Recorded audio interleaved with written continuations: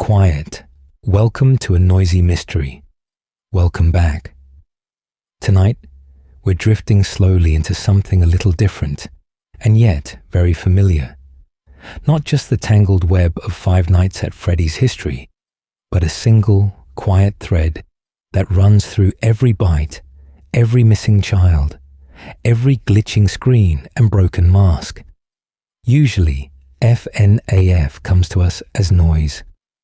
Jagged jump scares, rapid-fire theories, timelines that argue with each other across late-night comment sections and crowded live streams, each one insisting it finally solves the haunted shadows of this series. But here, in these quiet hours, we move at another pace, letting the same story unfold as a calm, unbroken line instead of a storm of fragments. This channel has always been a place where we trade panic for patience, as to where the most restless spirits in gaming become a gentle bedtime story. Tonight, that story has a promise. We're going to follow one continuous theory that doesn't shout or compete, but quietly explains every other FNAF theory you've heard. From the first golden suits at Fredbear's Family Diner, to the mimic's digital echoes in the age of AR and VR. From the earliest diner experiments in the 1970s, to neon malls and corrupted headsets, we will trace a single, steady timeline, step by step, until the scattered pieces begin to look like a single picture. You don't have to solve anything. You don't need to remember every date, every security tape, every minigame or Fazbear Frights twist. Tonight's story is meant to be something you can fall asleep to, a narrative you can half listen to as you drift, what letting each detail slide into place, the way puzzle pieces do after you stop forcing them. All you have to do is lie back, listen, and let the tale wash over you. At the heart of this unifying theory are three pillars, simple enough to hold in your thoughts, even as you dream. First, the Afton family tragedy. A father whose curiosity and cruelty ripple through every restaurant, every experiment, every innocent life cut short, leaving a legacy that refuses to rest. Second, remnant and agony.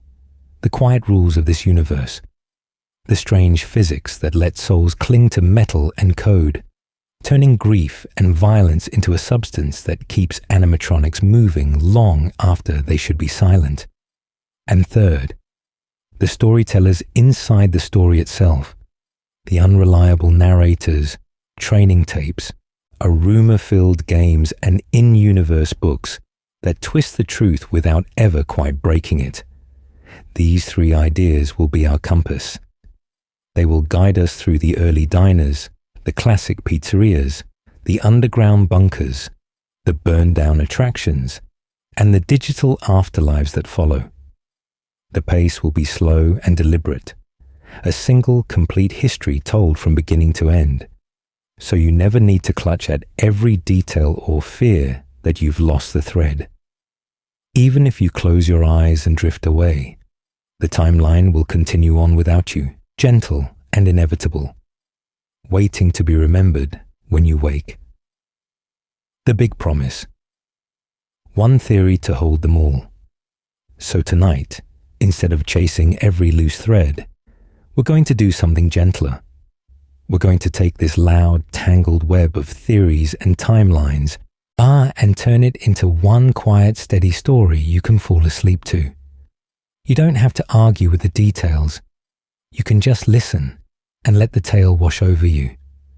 For many of us, FNAF can feel like a noisy argument playing in the background of the fandom's quiet hours, with voices debating dates, identities, and endings that never quite agree.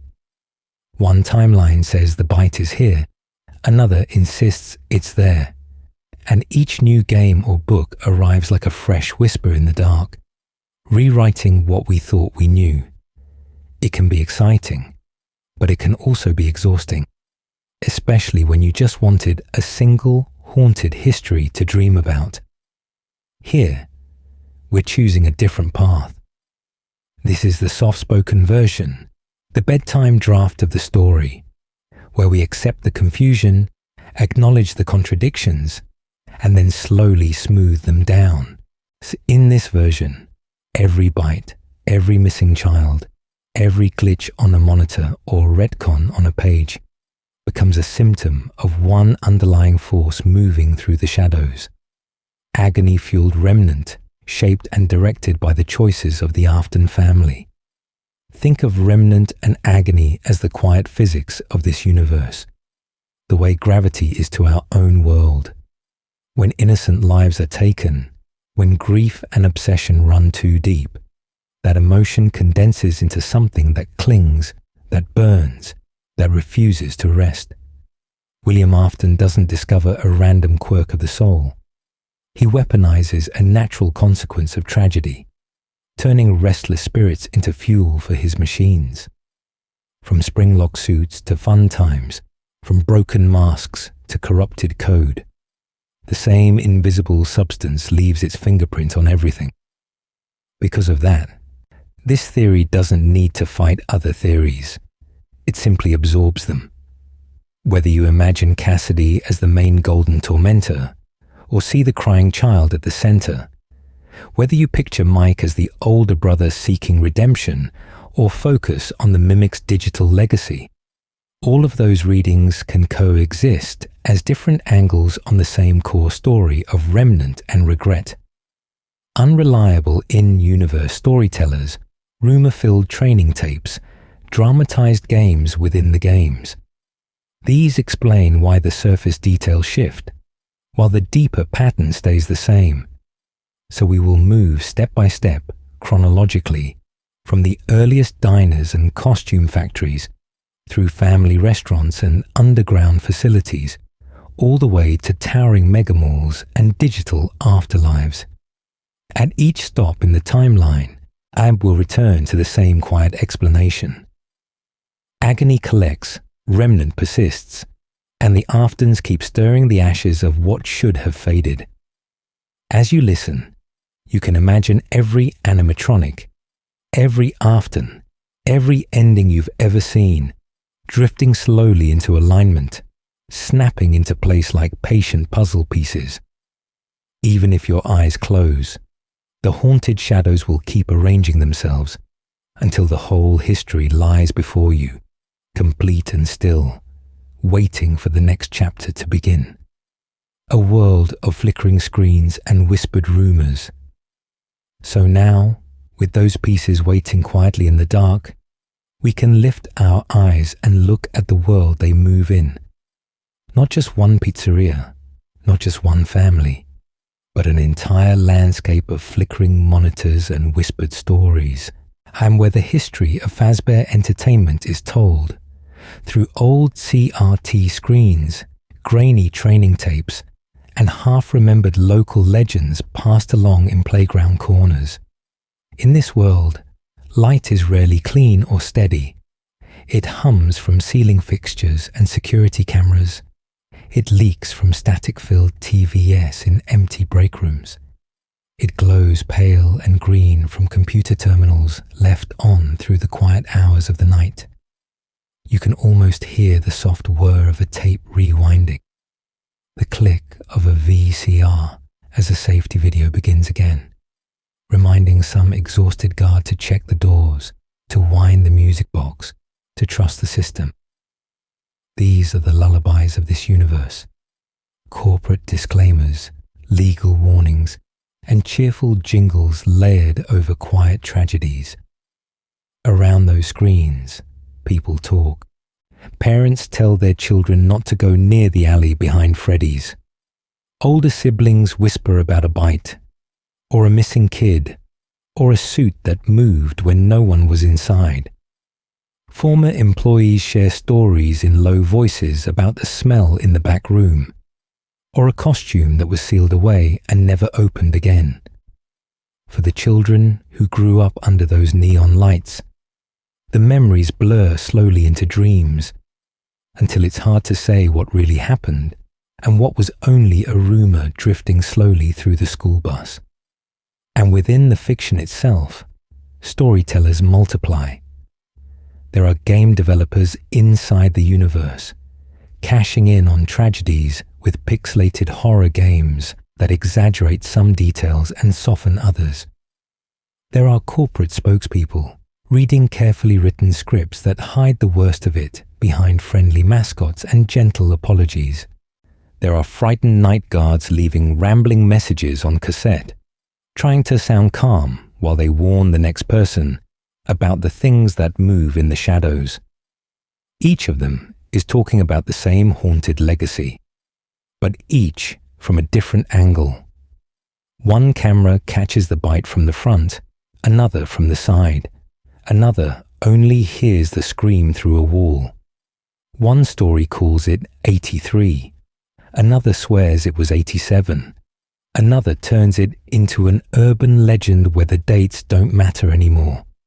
Instead of breaking the timeline, these contradictions become like overlapping security feeds, each one noisy and incomplete, but together forming a tangled web of perspectives around a single tragedy.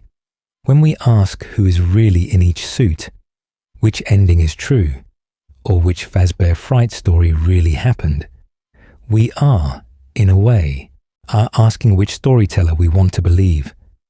The answer for tonight is that we do not have to choose.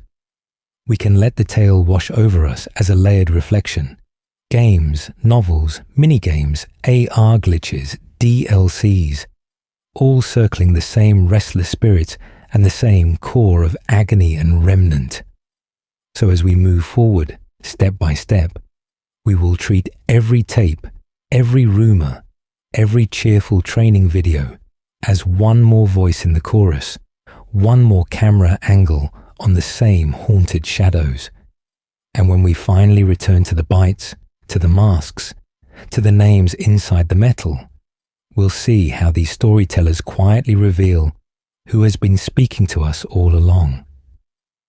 A soft pause together in the dark. Who has been speaking to us all along?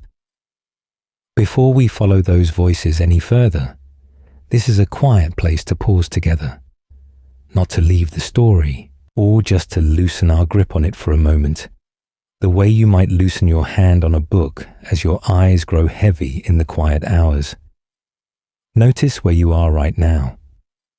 Maybe you're lying in bed, one arm tucked under the pillow, phone or tablet resting a little too close to the edge. Maybe you're in a dim room, curtains drawn, the glow of the screen the only light against the shadows. Or maybe you're listening with headphones, the world outside muffled, while this haunted history drifts slowly past. If you'd like, let your shoulders drop a little, let your jaw unclench, let the mattress or the chair or the worn couch beneath you take just a little more of your weight. You don't have to follow every name, every date on this tangled web of a timeline. You can simply let the tale wash over you and catch whatever pieces stay. If this slower, an atmospheric way of walking through complicated games feels right to you, if it helps the restless spirits of unanswered questions settle down, you are always welcome to come back. Whenever you're more awake, you can like the video, or subscribe, or leave it waiting in a playlist. And this quiet corner of FNAF's legacy will still be here. There's no rush, no algorithm in the dark demanding an answer right now. The story will not vanish if you drift off mid-sentence. It will not change if you close your eyes. This timeline has survived retcons, rewrites, and haunted shadows. It can certainly survive you getting some sleep. When you have time again, when morning comes or another late night finds you, I would love to know where in the world you are listening from. A small comment, a city, a country, or just a time zone, and turning this single whispered story into something shared across distances. The same tragedies and quiet tragedies, carried from bedroom to bedroom, from one dim screen to another. It's a gentle thought. All of us scattered, yet hearing the same names, the same mechanical lullabies, at different hours of the night.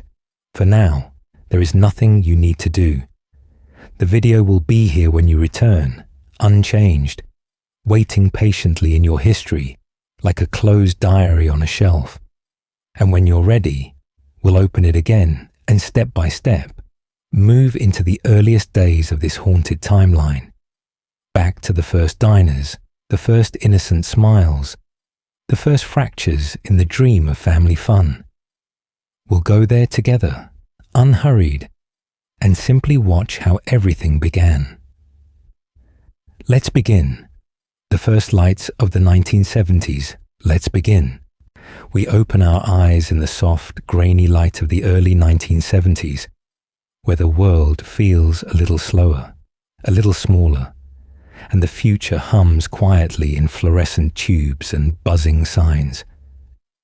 Picture a modest American town, its main street lined with brick storefronts and hand-painted windows, the kind of place where the same families walk the same sidewalks year after year. At night, the roads are nearly empty, the air cool, the glow of a few neon diner signs reflecting in puddles on cracked asphalt. This is not yet the age of mega malls and sprawling entertainment complexes. It is the age of corner diners, of bowling alleys that smell like shoe polish and popcorn, of birthday parties squeezed into back rooms with paper hats and jukebox songs. Television is bright but simple. Arcade cabinets are just beginning to appear in dim corners, and the dream of mechanical characters that can sing and dance for children is still more rumor than reality. We are drifting slowly towards something new, but for now, everything is quiet, almost innocent. Before mascots tower over food courts, before security guards watch grainy cameras through the quiet hours of the night, there are only ideas. One is the gentle dream of building a place where children laugh, where families gather around checkered tables, where a birthday can feel like magic. The other is a sharper dream, colder at the edges, of turning that magic into a machine, predictable, profitable, controllable. These two dreams will soon meet, and when they do, the entire timeline begins to move. In the background of this decade, technology inches forward. Simple animatronic figures appear at fairs and roadside attractions, are jerky and mechanical, their painted smiles flickering in the shadows of cheap spotlights. Tape loops stutter through tinny speakers, promising fun, promising safety, promising that everything is under control. Somewhere two minds watch this progress with very different hearts. One sees potential for wonder, the other sees potential for power. We will come to know them as partners, as inventors, as the quiet architects of both joy and tragedy. But right now, they are only men with plans and sketches and late-night conversations over coffee-stained napkins. One refines friendly faces and gentle voices, imagining characters who can welcome every child. The other refines mechanisms and hidden spaces, imagining how much more these characters could do when no one is looking. Step by step, their paths twist together into a tangled web. In this era, no one speaks of remnant or agony. There are no restless spirits clinging to metal, no haunted shadows burned into circuit boards. Those words, those theories, belong to the future, to us, looking back and trying to explain how everything went so wrong. But the choices that will create those forces are already forming, quietly, in design documents and business plans and unspoken compromises. If we listen closely beneath the jukebox music and the clatter of dishes, we can almost hear the first notes of a familiar jingle, an echo from a diner that does not quite exist yet. The sign has not been hung. The mascot has not yet taken the stage, and no child has screamed beneath metal teeth. Not yet. That first small restaurant, that first family-friendly experiment, is waiting just ahead of us. Lights off, doors locked, as if the building itself is holding its breath for opening day. And when those doors finally swing open, when the first animatronic smile clicks into place and the first birthday song plays, the history of this haunted franchise truly begins. But it will not stay innocent for long. Two dreamers, Henry, William, and a golden idea. When those doors open, they do so on more than a restaurant. They open on two dreamers standing in the quiet glow of stage lights, looking at the same animatronic faces and seeing two very different futures. In that first hush before the crowds arrive, the entire timeline is already there in miniature, drifting slowly beneath the surface. Henry Emily is the gentle center of that scene. He is an engineer before anything else, a man who thinks in careful measurements and safety checks, and who tests every joint and servo not just for function, but for how it might feel to a small, innocent hand reaching out in wonder. To Henry, these characters are not just machines. They are companions, calm metal caretakers meant to watch over birthday parties and late-night closings alike. Guardians in the quiet hours when only the janitor and the neon signs are awake. He worries about exposed gears and pinch points, about emergency exits and backup power, about how to keep a child from ever seeing the ugly skeleton beneath the friendly fur. His dream is simple and almost old-fashioned, a place where families can step out of their own troubles and into a little pocket of joy, where the worst tragedy is a drop slice of pizza or a forgotten prize at the prize counter. If the franchise had only Henry, the story might have stayed small and the shadows might never have deepened. Standing beside him is William Afton, and William looks at the same stage with a different kind of hunger. He is brilliant in his own way, a restless mind that doesn't like limits, that sees every safety feature as a challenge and every boundary as an invitation to push a little further. Where Henry sees companions, William sees opportunities, more movement, more spectacle, more ways to make people pay for a brush with something that feels almost alive, almost unpredictable, almost frightening. He is willing to cut corners if it means a new feature launches a month early, willing to accept a little extra risk if the payoff is a bigger crowd or a cheaper part. The springlock suits, the walking mascots, the characters that can move without visible wires or tracks, and all of these thrill him because they blur the line between costume and creature. In that blurred line, he senses a profitable kind of fear, a fascination that can be sold again and again. Their partnership begins in optimism, in late-night sketches and shared coffee, in whispered talk of entire chains of locations and new characters that can walk, talk, and sing on their own. Henry brings stability while Afton brings momentum, and together they plant a golden idea in the world. Animatronics that are not just props, but presences. From this, every future pizzeria grows like branches from a single root. Step by step, this root system spreads. Every experiment with new endoskeletons, every upgrade to facial recognition, every backroom test of more flexible suits can be traced back to the choices these two men make in those early, other hopeful days. The tangled web of restaurants, sister locations, underground facilities, and even digital simulations all share their fingerprints, their combined legacy pressed into metal and code. And quietly, in the background of this bright beginning, a divide is forming. Henry will keep trying to build safeguards, to design puppets that protect and systems that lock down danger. to keep the story from slipping into haunted shadows.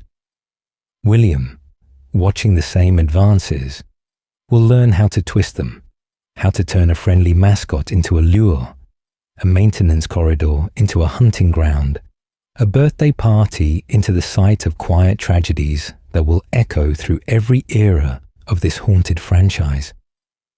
For now, the music is cheerful, the suits are freshly painted, and the dream still feels shared. But very soon, a single golden character and a single terrible night will show us which dreamer the future truly belongs to. Fredbear's Family Diner, the first stage lights. And so, as that single golden character steps forward, the dream narrows from company ambitions to something much smaller, much closer to home. We leave the idea of franchises and expansion for a moment, and we drift slowly into one quiet building on one unremarkable street, where the lights are warm, the carpet is worn, and history is quietly waiting to begin. Fredbear's Family Diner is not a grand attraction. It is a small, cozy place, with only a few tables pressed close together, a handful of birthday banners drooping slightly at the edges, and a simple wooden stage raised just enough to feel special to an innocent child. The air smells of cheap pizza and paper party hats, and in that soft glow of coloured bulbs, 2 early mascots perform, a yellow bear with golden fur and his rabbit companion, moving in gentle, jerky motions that feel charming rather than threatening. For now. These are not yet the sealed, distant animatronics of later years. The suits on that stage are springlock suits, built to serve a dual purpose in a way that sounds clever in a brochure and quietly dangerous in practice. Inside the fabric and fur, metal frames and tension-loaded mechanisms can shift position, locking into place for autonomous performance or retracting just enough to let a human climb inside, turning a machine into a costume with a few careful clicks. It is efficient, elegant, and always one mistake away from tragedy.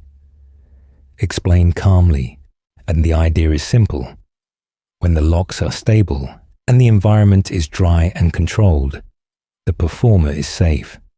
When moisture, sudden movement, or faulty maintenance interfere, those same components can snap back into their animatronic configuration, crushing inward with no time for second thoughts. We do not need diagrams here. We only need to understand that this cheerful little diner is built on technology that asks its users to trust something that was never meant to be trusted. This is the first stage where the Afton children truly step into their father's world. To them, it is a place of birthday songs, free tokens, and wide mascot smiles, a dream of childhood entertainment that feels almost timeless.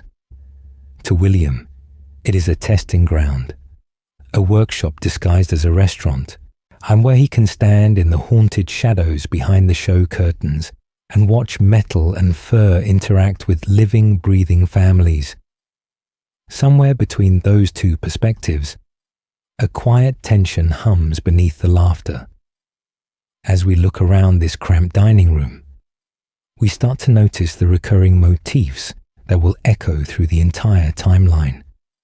The golden fur catching the light just a little too brightly, the painted eyes that never quite seem to look where they should, the oversized grins that promise fun, while hiding something fragile and breakable behind them.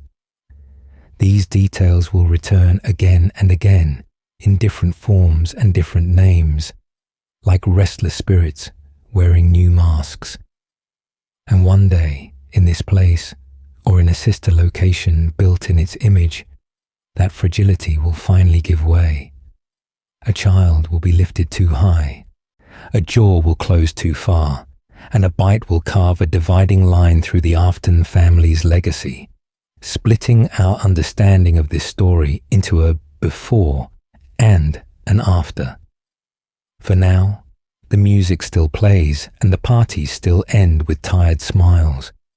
But as we move step by step through this tangled web of events, we will have to ask, when did the birthday candlelight first start to look like warning lights? And whose timeline truly breaks on that terrible night? The Afton household? A family under neon glow? To answer that, we have to leave the crowded party rooms behind for a moment and step into a quieter space, where the music is softer and the lights are dimmer, where the real fractures begin. We move from the public face of Fazbear to the private rooms of the man behind so much of its legacy. And we let the tale wash over you in the stillness of an ordinary evening. Imagine the Afton house in the quiet hours after school. Not yet a place of legend, just a modest home under the gentle glow of CRT light. In the living room, a television hums and flickers with simple cartoons, colors bleeding at the edges, their cheerful sounds drifting slowly down a short hallway. There are toys scattered on the carpet, plastic figures and plush animals, echoes of the mascots that dance in the commercials between shows. It looks innocent at first glance, yet in the shadows of the doorway, we already feel something restless and unfinished. Down that hallway, a small bedroom waits, walls lined with posters, shelves crowded with figurines, a bed guarded by plush versions of Freddy and his friends. This is the crying child's sanctuary, and also his prison. He is a sensitive, fearful boy, the kind who notices when a smile is a little too wide, when a costume's eyes seem a little too empty. Where other children see friendly characters, he sees looming, uncanny figures, towering over him like silent judges. The same mascots that make other kids dream of birthday parties become, for him, a quiet tragedy that repeats every night. His father is often elsewhere, pulled away by late nights at the pizzeria, by blueprints and business calls, by the haunted shadows of his own ambitions. When he is home, he is present in fragments, a coat tossed over a chair, the faint smell of grease and metal, a distracted nod toward the television, before vanishing into a workshop or office. The children grow up under this neon glow, high close to the animatronics in ways they do not fully understand, but far from the man who built them. In the absence of guidance, the older brother invents his own way to cope with this strange overlap between home and horror. He turns fear into a game. He creeps into his little brother's room wearing a foxy mask, hides under the bed, slams doors, and lifts him toward the plastic jaws of Fredbear as if it were all a joke.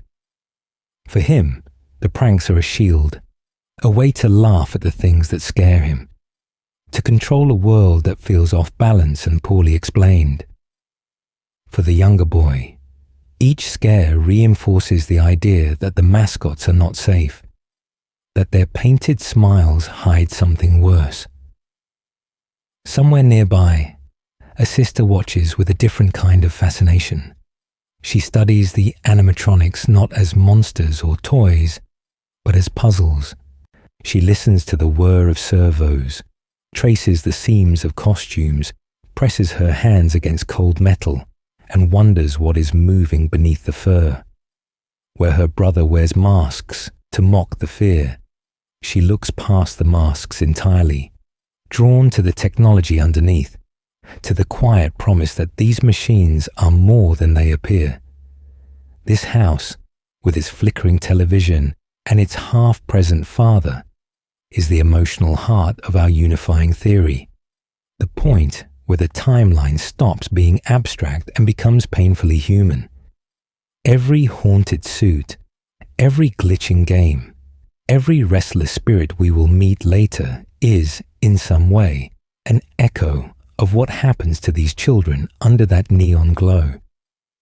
As we continue step by step through this tangled web of history, we will see how each tragedy in this family ripples outward and turning private fears into public hauntings until the line between home and attraction, between bedtime story and waking nightmare, dissolves completely. The bedroom and the hallway, FNAF 4 as a memory, and that dissolving line brings us to one of the quietest, yet most important locations in the entire timeline. A single bedroom at the end of a hallway, where a child waits while the world carries on without him.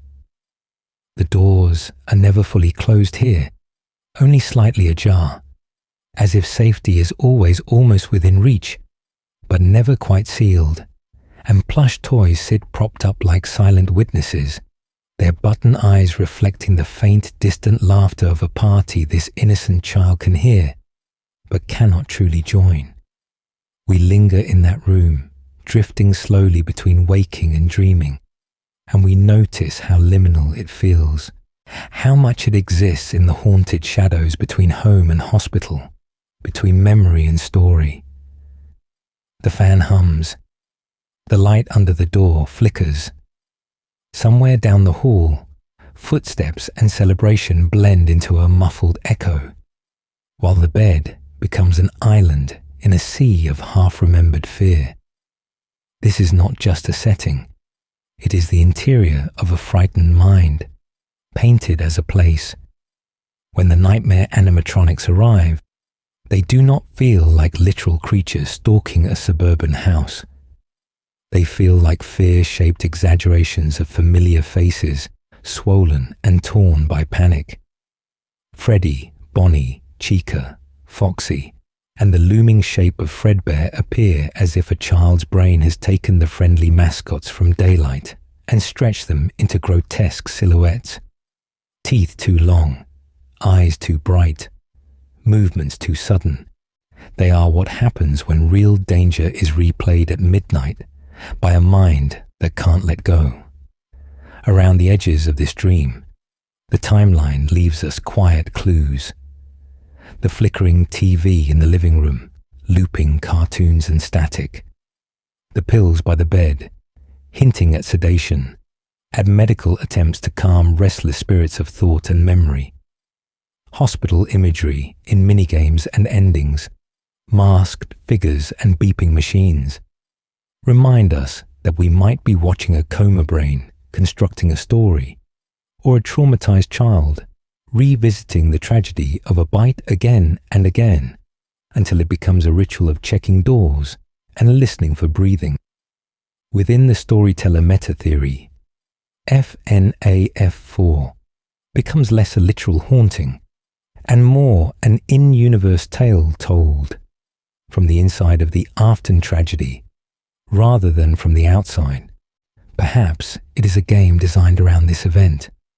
Perhaps a remembered nightmare retold through crude sprites and bedroom scenes. Perhaps a fusion of both, where rumor, guilt, and memory braid into one tangled web of images that we experience as gameplay. If we let the tale wash over us this way, many of the fiercest debates soften. Who is in the bed?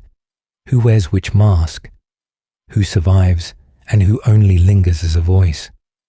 Seen as a memory space, the bedroom can hold more than one identity at once. The crying child, an older brother, even a future guard, all layered like translucent slides in the same quiet hours of regret. Understanding FNAF 4 as a memory, as an internal story, will help us later when we meet masked narrators, unreliable tapes, and games within games that echo this same pattern. Because once we accept that this bedroom is not just a room but a retelling, the question quietly changes from what literally happened here to who is choosing to remember it this way. And the answer to that will pull us deeper into the legacy of Fazbear's stories than anything we have seen so far. The bite that split the timeline.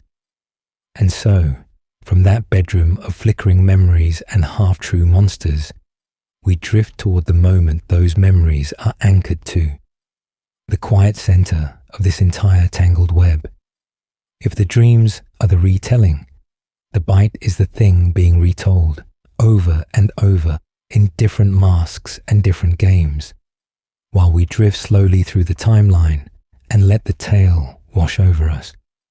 Before the jaws close, there is a day, a party, laughter that feels just a little too sharp around the edges.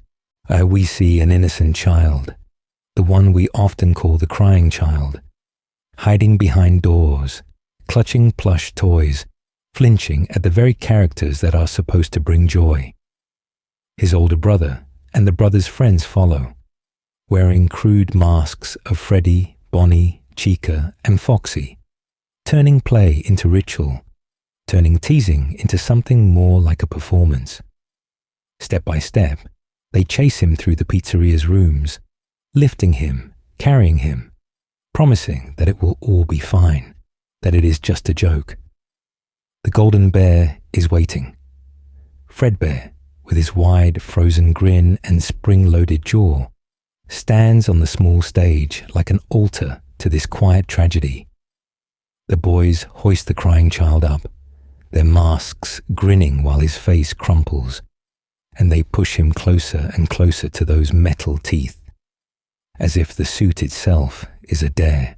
It is not sudden, not really. It is a slow approach, a rising panic, a moment where the room seems to hold its breath. When the bite happens, we do not have to hear it as a jump scare. We can imagine it instead as a slow-motion breaking point, a single motion that fractures a family, a business, and the fragile trust placed in these machines. The jaw comes down, the weight shifts, the mechanisms fail, and in that instant, William Afton's world quite literally devours his own child. Whether we place this in 83 or 87, whether we argue over dates and newspapers, the unifying theory treats it as the same core wound, the same day when the legacy of Fazbear turns from dream to nightmare. From that hospital bed, from that final fading heartbeat, something else is born. The crying child's death becomes a focal point for remnant and for agony, a dense knot of grief and fear that clings to metal and fabric, to circuits and stage lights. In later stories, we will hear about agony as a force, about remnant as a substance, but here it is simply a child suffering, refusing to let go, seeping into golden suits and haunted shadows, calling restless spirits to gather. Gently, we also have to notice who lifted him, who wore the foxy mask, who laughed and then screamed when the joke went wrong, the identity of that older brother, and even the true name of the crying child will matter when we ask who is watching through certain cameras, who is trapped inside certain animatronics, and why some nightmares follow us from bedroom to office to underground bunker. For now, we only mark this as the fracture, the bite that splits the timeline in two, and we carry its echo with us as we move toward the next wave of disappearances and the first missing children's incident that will define the rest of FNAF's history. Remnant and agony, the quiet physics of haunting. So we leave the bite behind us, not as a solved mystery, but as a wound in the timeline, and we ask a quieter question beneath all the headlines and arguments about dates and locations. What actually happens when a child dies inside a machine? Not the newspaper version, the physics of it, the haunted chemistry that lets that moment echo again and again in metal, in code, in restless dreams. In this world, the answer is remnant, not a flashy magic word, but a calm, clinical one, whispered in blueprints and lab notes. Remnant is presented to us as a strange residue, and a substance or imprint left behind when intense emotion and death collide with metal and machinery, when a life is cut short in the jaws of an animatronic or in the wiring of a suit. It is as if the moment of tragedy melts down into the parts themselves, leaving behind something that is not quite blood, not quite metal, but a memory that can move. Running beside it, like a current under dark water, is agony. If remnant is the substance, agony is the fuel. It is pain, fear, anger, all the sharp edges of a final moment, clinging to objects and circuits and suits. Agony does not simply remember, it refuses to let go. It gives things a haunted persistence, a reason for a puppet to keep searching, for a rabbit in the shadows of a VR game to keep smiling long after the man who inspired him should have faded.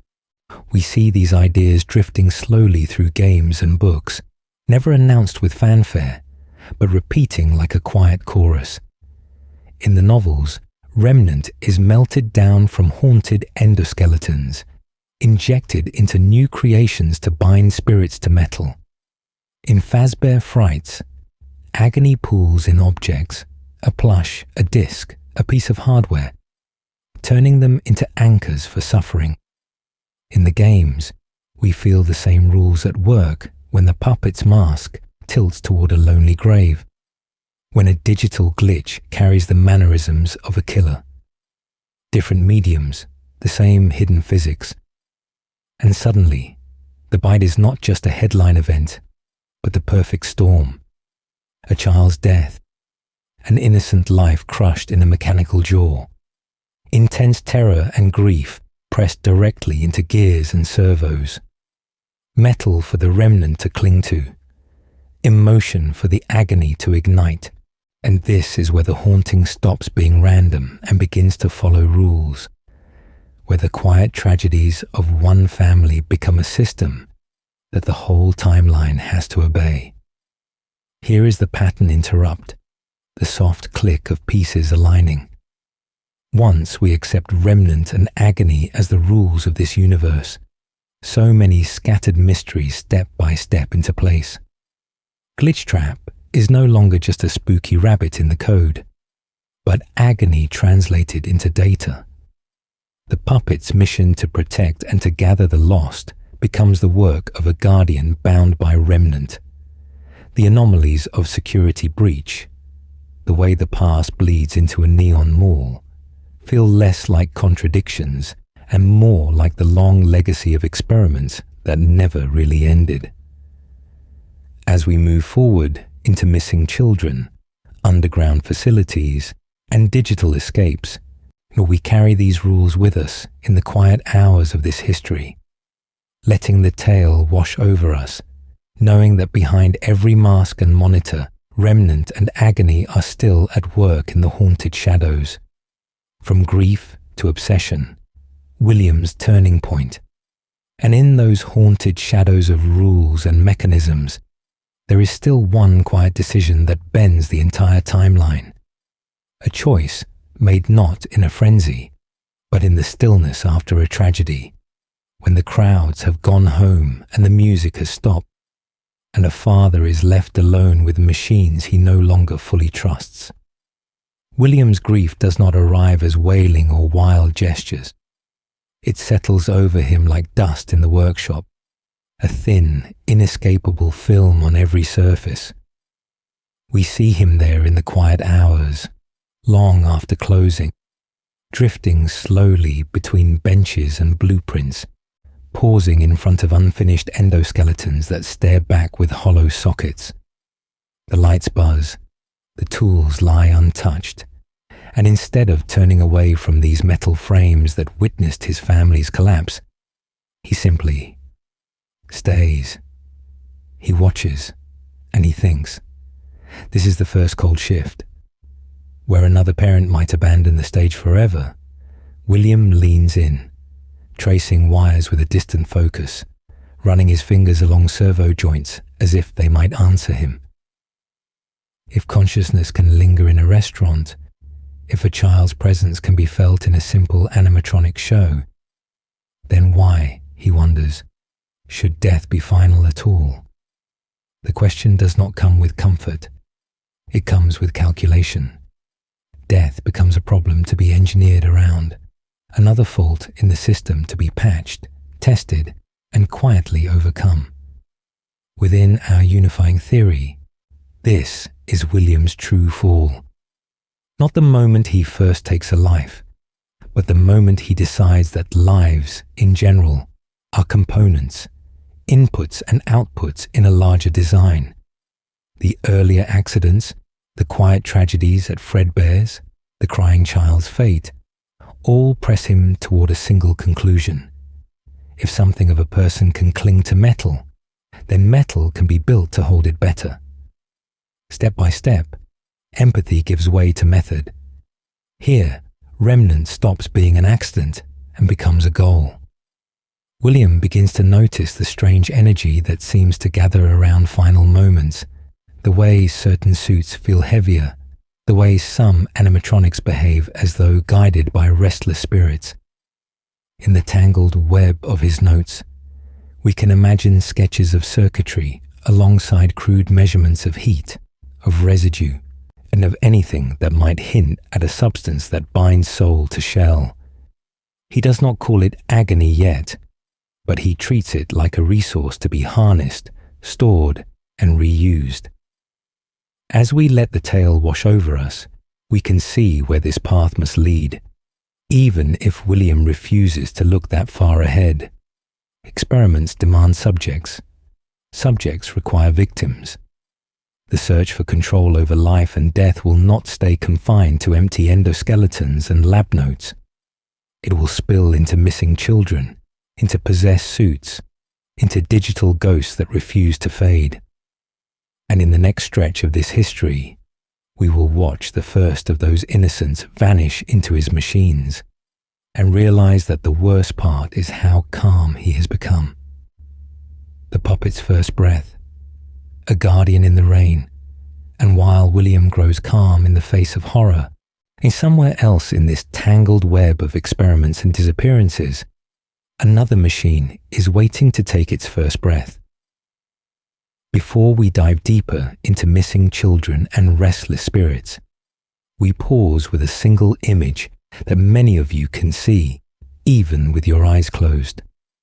A narrow alley, a low fence, and rain falling in quiet sheets over an innocent child left outside a party. There is a gift box. There is a small figure, locked out, shivering as the sky darkens. Inside, music and laughter are muffled by the storm. But out here, the world is reduced to water, pavement, and a door that never opens. We watch, drifting slowly through this memory, as the rain keeps coming, as headlights pass without stopping, as the minutes stretch in the quiet hours between safety and tragedy. And then, too late, something else arrives. The security puppet, our Henry's creation, staggers out into the storm, its striped arms reaching, its painted mask already streaked with water. It was designed to watch the doors, to track the children, to make sure no one slipped away into the haunted shadows beyond the cameras, but its programming cannot outrun the weather or a murderer's timing. By the time it finds the box, the child inside is still, the ribbons soaked, the party music still playing on the other side of the wall. Henry had tried to build a guardian, where adults were distracted and human guards could blink or turn their backs. He imagined an animatronic that never tired, never looked at its phone, never lost count. The puppet was his answer, always watching the entrances, always checking the guest list, and a mechanical chaperone meant to stand between children and the worst possibilities of this place. In another timeline, that might have been enough. But in this one, remnant and agony are already part of the air around these restaurants, and death is not a clean ending. The child in the rain dies with a need unfinished, with a desperate urge not just to be saved, but to make sure no one else is abandoned the way she was.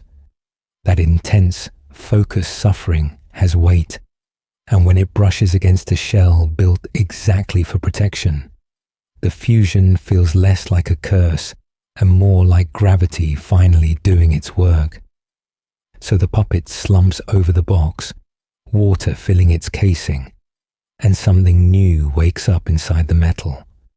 From that moment on, its movements change. It is still a machine, but now it is also a guardian spirit, quietly learning how souls cling to metal, how remnant can be a bridge instead of a weapon.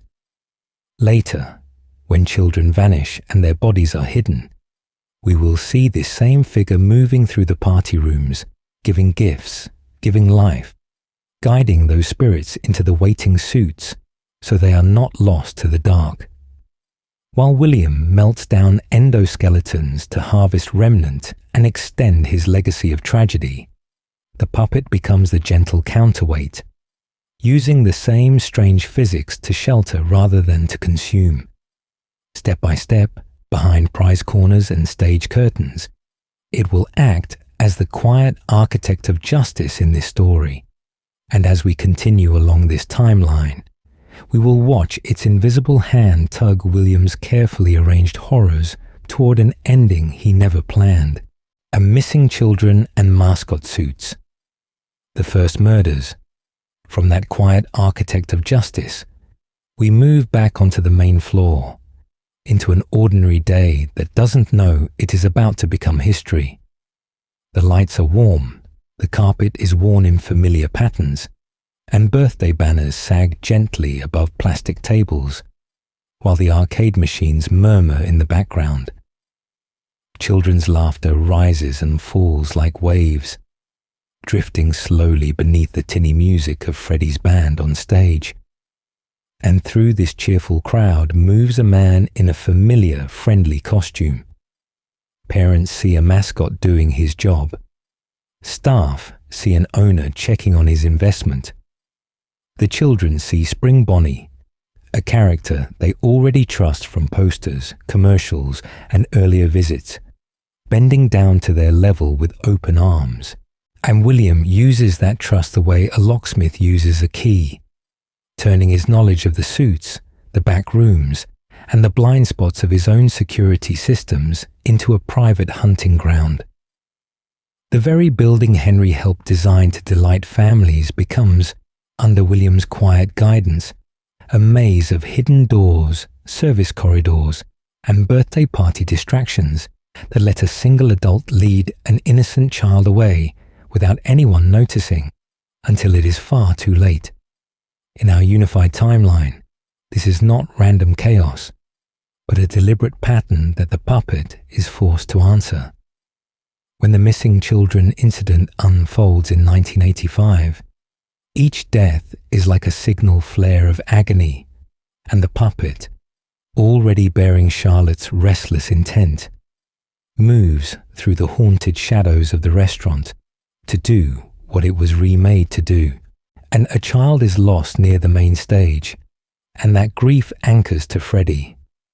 Another disappears by the bunny mascot posters and finds a home in Bonnie. A birthday girl who loved the bird on the show curtain is drawn into Chica, while the Pirate Cove regular drifts into Foxy, and the last, wrapped in especially sharp terror, fuses with the empty golden suit that once symbolized the company's bright future. These pairings, under this theory, are not about perfect name tags or rigid headcanons, but about proximity, symbolism, and need. The puppet is looking for shells that can move, metal bodies that can carry both memory and vengeance, and the animatronics are the closest, loudest vessels in reach. Trauma plus metal equals haunting again and again, a quiet equation that will echo all the way out to underground bunkers and neon malls decades later. As those first bodies cool in the hidden rooms, something invisible heats up. The restaurant becomes flooded with agony and remnant, an unseen fog clinging to every bolt and circuit. The classic animatronics stop being simple robots on a stage and become vessels of restless spirits. their nightly wanderings no longer just programming quirks, but the physical expression of children who never got to go home. Security cameras will capture them shifting in the quiet hours, turning their heads toward hallways that lead back to sealed-off rooms, as if some part of them remembers. And as we follow this tangled web further, we will see how William responds when he realizes his victims have not stayed gone, and how his attempt to control this new and terrible physics will only deepen the legacy of tragedy. He began with a smiling mask and a gentle wave. Golden Freddy and the question of Cassidy.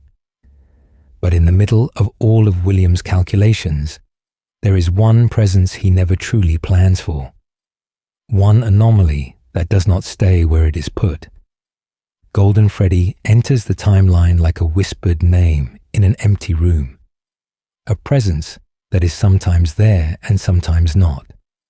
A shape that appears slumped in a corner one moment and gone the next. As if we are drifting slowly between two versions of the same night. From our first glimpses in those grainy office cameras, Golden Freddy feels wrong in a way the others do not. Phasing into the room without footsteps, collapsing into a still image, crashing the game itself, while the rest of the cast merely stalks and waits. And many theories have tried to pin this down, to say with certainty, this is Cassidy, or this is a specific child from the missing posters, or this is the crying child's echo. But in a story built on remnant and agony, we do not have to choose only one. In this quiet history, the suit can hold more than a single answer. If remnant is the melted, fused legacy of suffering, then Golden Freddy is what happens when that fusion goes too far.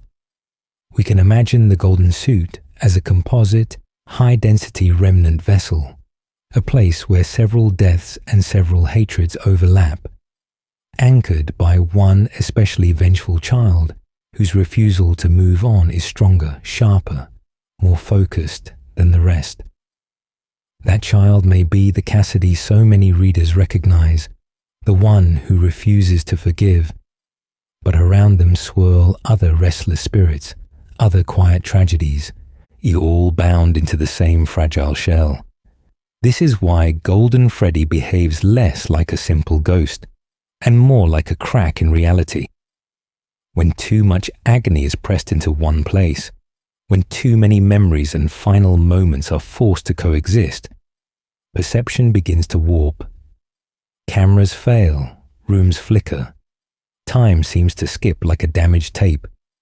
Golden Freddy's glitchy, reality-bending intrusions, from sudden office apparitions to cryptic messages in later games, reflect that pressure, as though the timeline itself is buckling around a single, concentrated point of rage. Within our storyteller framework, this also explains why different games and books hint at different identities.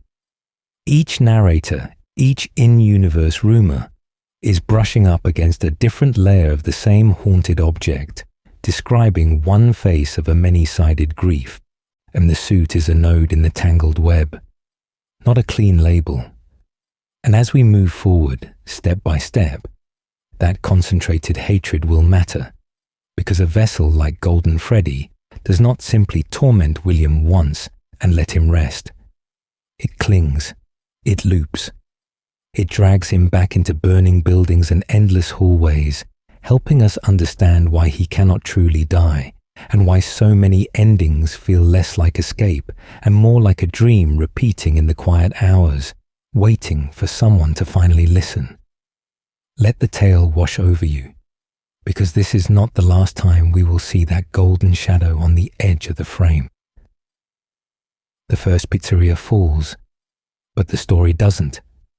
And as that golden shadow lingers at the edge of the frame, the building around it begins to die in a much quieter way.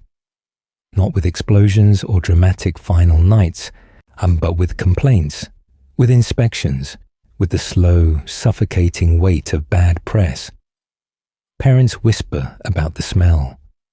Health officials write about unpleasant odors, about mucus-like substances, about rumors of blood seeping from the eyes and mouths of the mascots that are supposed to smile. The first major Freddys that really mattered, the one that tried to be a fresh start after the early tragedies, closes not with a scream, but with a memo, a corporate decision, a statement pinned to a door blaming declining business, vague health violations, and a need to restructure the brand. On the surface, it is simple. A restaurant fails, a company moves on. Yet, beneath those quiet words, we can feel the restless spirits that will not be listed in any report, the haunted shadows that cling to fur and metal even as the lights go out. And when the doors finally lock, the story doesn't stop, it scatters. Animatronics are not buried. They are catalogued, stripped, and shipped. Some are stored in dim back rooms and forgotten. Others are repainted, reskinned, or downgraded into toy versions and side attractions, their endoskeletons drifting slowly through the timeline like bones passed from one grave to another. The remnant inside them, the agony and memory fused into metal, travels with them into new buildings, new decades, new sets of innocent children who only see friendly faces. Here, our perspective fractures. We read a newspaper clipping in one game that blames mold and mucus. We hear a training tape in another that quietly mentions odor problems and customer complaints. And then we play an 8-bit minigame where the closure feels different again, more abrupt. I'm more dreamlike. Each fragment insists it is telling us the truth, while each one leaves something crucial in the dark. The company's PR statements, the in-universe documentaries, even the indie games inside the series, all become unreliable storytellers, each capturing one angle of the same quiet tragedies. This is where the sense of multiple timelines begins to bloom. One version shows us a shutdown after the missing children. Another suggests the closure came later, after years of struggling with bad smells and terrible rumors. Minigames compress events into symbols, while later titles remix those symbols into new montages. It can feel, on first pass, as if we are watching different universes collide, as if there must be one canon where the pizzeria closes this way, and another where it closes that way. But under the unifying theory we are following tonight, we do not need branching realities. We only need a tangled web of retellings. The same closure is remembered by traumatized employees, sanitized by executives, dramatized by game developers, and half-remembered by ghosts who experience time like a looping dream. Step by step, these overlapping accounts form one continuous, haunted corporate history, and the fall of that first big pizzeria is not an ending at all, but a seed that will bloom again in every new location we visit next. FNAF 1. A night guard in the echo chamber. So when we finally arrive at the familiar halls of the first 5 nights at Freddy's, we are not at the beginning of anything at all, but walking back into a building already heavy with history, a late echo of those earlier quiet tragedies. The cheerful posters and low-budget charm are only a thin coat of paint. Beneath the tiles and drywall lie older floors, older wiring, and the lingering chemistry of remnant and agony that has soaked into every reused bolt. This Freddy Fazbear's feels less like a thriving restaurant and more like a mausoleum, a place where the company has stacked memories the way it stacks parts and service crates. The animatronics themselves are recycled from earlier locations, patched together from haunted shadows and spare endoskeletons, while the building is propped up by discount policies and denial. We sit in the cramped security office, fan humming quietly, and we are really sitting at the center of a layered grave, drifting slowly through the legacy of everything that came before. Our role, as the night guard, is almost painfully mundane on the surface, which is exactly why it works. We clock in, we check cameras, we listen to the phone. We are not a scientist experimenting with remnant, or a killer in a rabbit suit, or a grieving parent. We are an unwitting witness, placed in the quiet hours where all the consequences of those choices finally come home to roost. The game never explains remnant or agony here, but through the flicker of the monitors, we feel their rules in motion. The animatronics wander, they stare, they attack when they reach the door. And all of that behavior begins to make sense once we remember the children inside them. They move at night because restless spirits do not sleep. They peer into cameras because they are searching, scanning each empty room for the man who hurt them. They mistake us for him because we sit where he once sat, behind the desk, framed by humming machines and humming guilt. Their aggression is confused, vengeful, almost blind, yet it follows a quiet logic if we see each footstep as a child retracing the path of their last day. In the middle of this, Phone Guy's nightly messages become our first real contact with the storyteller idea. He is an in-universe narrator, blending policy memos, rumor, and corporate spin into one soothing, unreliable voice. He warns us about wandering suits, denies real danger with a nervous laugh, and drops half-truths about bite dates and missing children, weaving the tangled web of how Fazbear wants its own story to sound. We let the tale wash over you, but beneath his reassurances, we hear the company editing its timeline in real time. And then there is the question the game barely whispers. Who are we really in that chair? The files call us Mike Schmidt, yet later, hints across the series suggest a guard named Michael with a deeper tie to the Afton legacy, a son trying to clean up his father's mess by surviving it. If this is true, then the children are not just mistaking us for their killer. They are reaching for his blood, drawn to a familiar presence in the dark. That possibility hangs over every jump scare, every static-filled screen, and it will matter far more once we leave this mausoleum of a pizzeria behind and descend into the place where the fun-time experiments were hidden away. Mike, the masks, and the search for forgiveness. And as we carry that possibility with us, drifting slowly out of this first pizzeria's haunted shadows, we reach a quieter, more personal mystery that has followed the series from the very beginning. In the middle of all the missing children and mechanical jaws, there is one family, and within that family, one boy named Mike, who seems to wear more than one face. Among fans, the debate has become its own tangled web. Some of us see Mike as the cruel older brother, the one who bullied the crying child with masks and teasing and ultimately lifted him toward Fredbear's gaping mouth. Others hold to the idea that Mike is the crying child himself, surviving the bite of 83, waking up older and fractured, trying to piece together a lost childhood through the quiet hours of security shifts.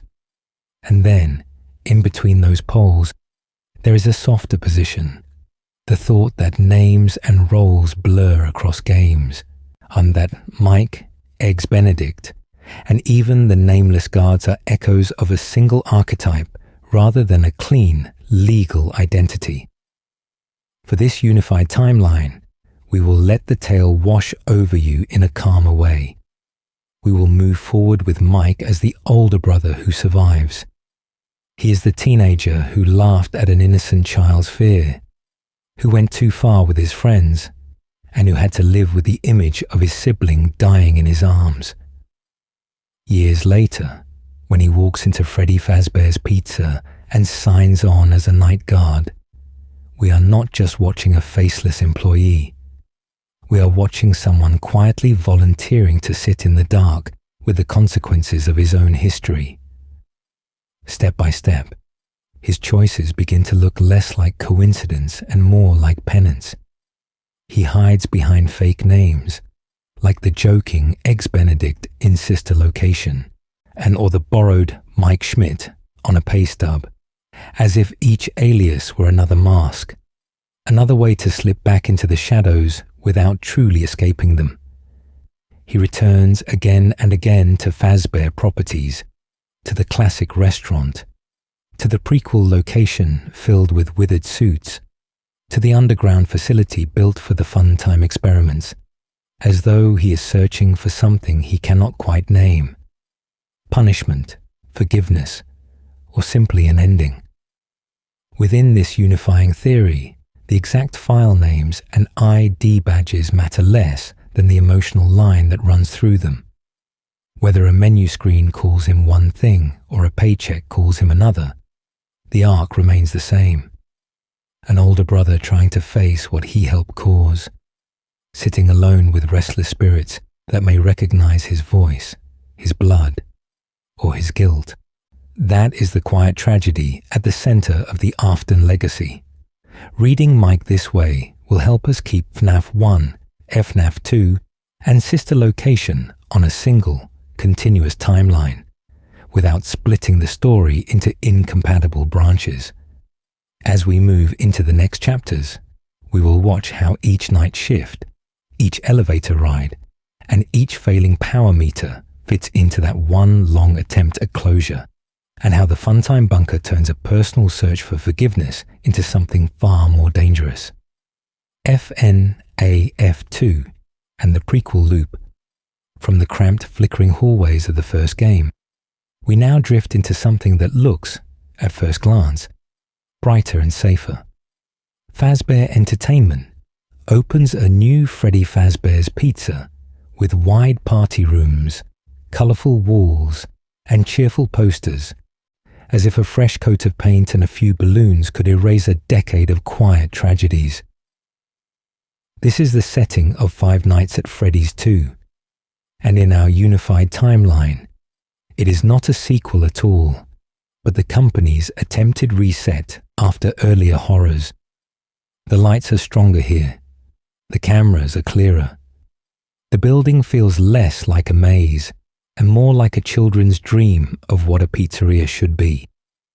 We see the toy animatronics lined up in the main area with their rounded faces, glossy eyes, and soft pastel colors, each one designed to look more innocent than the last, as though you could overwrite haunted shadows just by smoothing the plastic and adding a blush.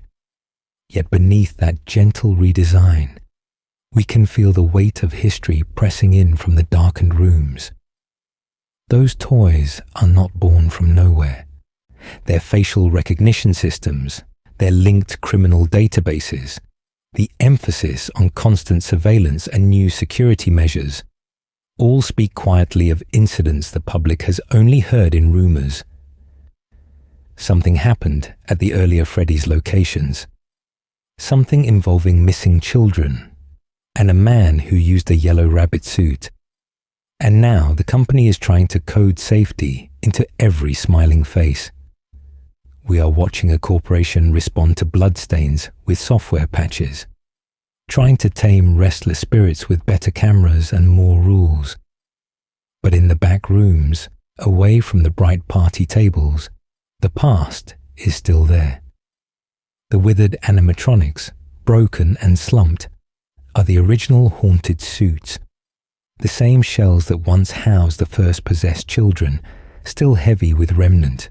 And no matter how many times Fazbear Entertainment rebrands, those remnant-laden bodies keep returning, dragged along the timeline like anchors, their legacy refusing to be quietly scrapped. The toy models are the official story. The withered ones are the truth the company cannot quite throw away. This is why FNAF 2 works as a prequel, even though we played it after FNAF 1. In-universe, Fazbear's is caught in a loop of PR cycles. Each new location advertised as safer and more advanced, while older, uglier nights are pushed into the shadows of memory. Events feel out of order because we are listening to overlapping stories, press releases, training tapes, and later retellings, all drifting slowly across the same tangled web. And somewhere in these nights, at this supposedly improved location, a jaw will close on a human head. A bite will happen that the public remembers, even if the fandom still debates which bite belongs to which year. As we move, step by step, toward that moment, we will see how one more night shift, one more guard, and one more accident push the timeline closer to collapse, and why the next pizzeria will have to be darker again. The bite debate, 83, 87, and why both matter, and why the next pizzeria will have to be darker again. But before we walk into that next building, we need to pause in the quiet hallway between years and address the question that has followed this series like a restless echo. What exactly was the bite of 87? And what do we do with the child whose head closed in Fredbear's jaws back in 1983? For a long time, the community has lived inside this debate. On one side, we have the hospital TV and the flat grey monitor in FNAF 4 that seems to whisper 1983 through its broadcast. The way the crying child's story is wrapped in striped shirts and brotherly cruelty, framed as an intimate family tragedy rather than a headline. On the other, we have the very first game's phone calls, the mention of the bite of 87 as a known incident, a thing employees gossip about in the quiet hours of a late shift, plus the game that looks earlier, FNAF 2, with its open faces and frontal lobes exposed. Instead of choosing a side, this unified timeline asks us to slow down, to let the tale wash over us, and to accept something simple. There are two major bites, and both matter. The first, in 1983, is the deeply personal one, and the moment when an innocent child is lifted toward a stage as a cruel joke, and the technology that William helped create closes down on his own son. No press conference, no official memo, just a mother's scream, an older brother's guilt, and a hospital bed that never wakes up. The second, in 1987, is the public one, the one that fits the tone of FNAF 2's busy daytime chaos. A guard or day worker injured on the job, a jaw snapping in view of staff and maybe even customers. This is the bite that makes it into policy manuals, that gets whispered about during hiring, that shapes Fazbear's corporate legacy as a place that keeps hurting people but somehow keeps reopening. In our unified theory, the emotional and metaphysical weight rests on that earlier family bite. The crying child's agony, his fear of the animatronics, and the guilt that saturates the Afton home become a reservoir of remnant and suffering that clings to masks and endoskeletons, drifting slowly through the haunted shadows of every later location. The 87 incident, by contrast, is the corporate scar, documented, litigated, folded into safety protocols while the real quiet tragedies remain unspoken.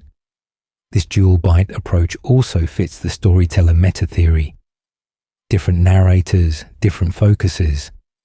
The in-universe indie developer who makes the first game hears about a workplace injury and builds his horror around 87. The dreamlike minigames and bedroom nightmares follow the child of 83, because that is the story the restless spirits want us to see. Whichever label you prefer, 83 or 87, crying child or guard, the core story does not change.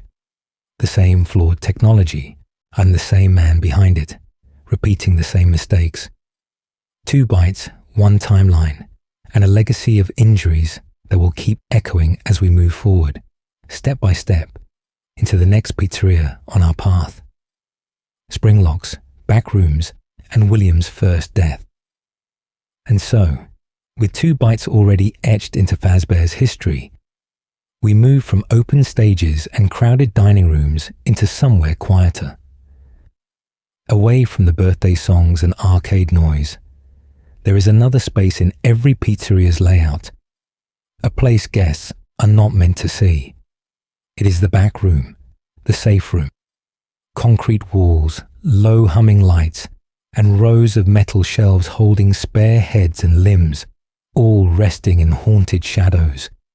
Here, on one of those nights that blur together in the larger timeline, a man in a familiar yellow suit moves with a confidence that feels almost casual, and we watch him on grainy imagined tape, dismantling the classic animatronics one by one, his movements efficient, his laughter thin and echoing against the tiles. In the unified theory we are following, those machines are not empty shells. They are saturated with remnant, with the fused agony and hope of the children he killed, and as he tears them apart, their presence does not fade. It gathers. We can picture it as a kind of pressure in the air, a quiet storm building in the corners, the restless spirits no longer confined to endoskeletons, but drifting slowly through the room, watching the man who thought he controlled them. He believes he is erasing evidence, reclaiming parts, ending their story. Yet every bolt he removes, every wire he severs, only concentrates that remnant into the environment, and into the very walls and mechanisms around him. In this reading, the spring-lock suit he wears is not just old and dangerous. It is surrounded by a field of focused anguish, a subtle, invisible weight pressing in on delicate metal catches that were never meant to bear such supernatural strain. When the spring locks fail, it is sudden, brutal, and strangely quiet. Metal snaps, bars release, and the suit that once gave him power folds inward, turning teeth and frames against his own body. We do not need to linger on the gore to understand the tragedy. This is not simply William Afton's death, it is his transformation.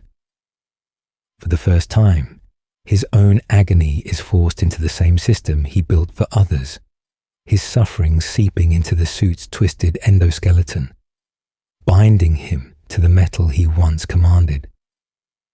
From that moment, while Springtrap is born as more than a corpse in a costume, he becomes a living prison of remnant and suffering, a walking knot in the tangled web of this haunted history, where murderer and mechanism, victim and jailer, all occupy the same narrow space. The legacy of his experiments now cages him, turning the safe room into a tomb and the suit into a vessel that will not easily let go. And yet, as we know when we let the tale wash over us, this is only his first death. His obsession with survival, with stretching existence beyond natural limits, will soon reach past metal and sinew into something far more intangible, far more pervasive, waiting just beyond these quiet hours in the dark. What happens when a man like William learns that he can escape even his own mechanical grave? FNAF 3. Burning the past, not the remnant. So we follow him past that first death, drifting slowly into the next chapter of this tangled web, and the world around him has changed in quiet, telling ways. The murders have faded into rumor, the restaurants have closed, and in their place, someone has built a monument to the tragedy without ever really understanding it. They call it Fazbear's Fright, the horror attraction. In universe, it stands there like a fun house of haunted shadows, a curated maze of props and half-true stories. where old newspaper clippings are framed like collectibles, and the worst days of innocent children are turned into set dressing. It is, in a way, the fandom made physical. A place where fragments of history are rearranged into something theatrical, profitable, and safely distant, and even as the real agony that powered those events still lingers just beneath the surface. Visitors walk through and shiver at the legends, while the true legacy of those quiet tragedies is still unresolved. When the staff find a withered green rabbit sealed away in the back, they do not realize what they are doing to the timeline. They think they have uncovered a prop, a rare relic to anchor their attraction. But what they have really done is bring William's remnant-soaked body back into circulation. The suit is fused to him, metal and flesh bound together by years of congealed remnant and restless spirits. And by placing Springtrap at the heart of Fazbear's fright, the company once again turns horror into a commodity while unknowingly reawakening its source. Night after night, as we listen to the quiet phone messages and wander those dim corridors, we can feel how unnatural this is. A man who refused to stay dead, now showcased as entertainment. The attraction tries to control the narrative through audio tapes and staged scares, while the thing in the walls is the original author of this tragedy, silently rewriting the story with every step he takes. Then comes the fire. Whether we imagine Henry's guiding hand, a faulty wire in a neglected building, or fate itself pushing a spark into dry wood, the result is the same. Flames racing through plywood, banners, and aging metal. A cleansing attempt written in orange light. On the surface, it feels like justice, as if burning the past might finally burn the evil out of it. But Remnant does not obey our simple rituals. Heating metal does not erase it. It only melts, warps, and scatters it, sending traces of that haunted substance into ash, air, and salvage. FNAF3's multiple endings, from the good minigame rescues to the ambiguous newspaper epilogue, become less contradictions and more like different lenses held up by a storyteller. One view whispers that the children are freed, another that the horror continues, and within our unified theory, both are true at once. Some spirits find rest, others cling on, and William, as always, refuses to let go. We are left with the suggestion that he survives more than physically, not just as twisted metal pulled from the wreckage, but as data from recovered circuits and scanned components, patterns of behavior and cruelty waiting patiently for a new, cleaner body, one no longer limited by rust and bone. The fire tries to end a man, and instead, it helps him become an idea. And in the quiet hours that follow, as the smoke clears, Fazbear's next evolution is already on the horizon. A company reaching toward VR, AR, and digital training tapes, where something old will soon awaken inside something new. Downstairs, sister location and the underground labyrinth. The fire above fades, and when the smoke settles, we are no longer in dining rooms and birthday booths, but beneath them, in the hidden underside of this history. We leave the familiar stages behind and descend, drifting slowly, into a place that was never meant for parents or children, a place built for secrets.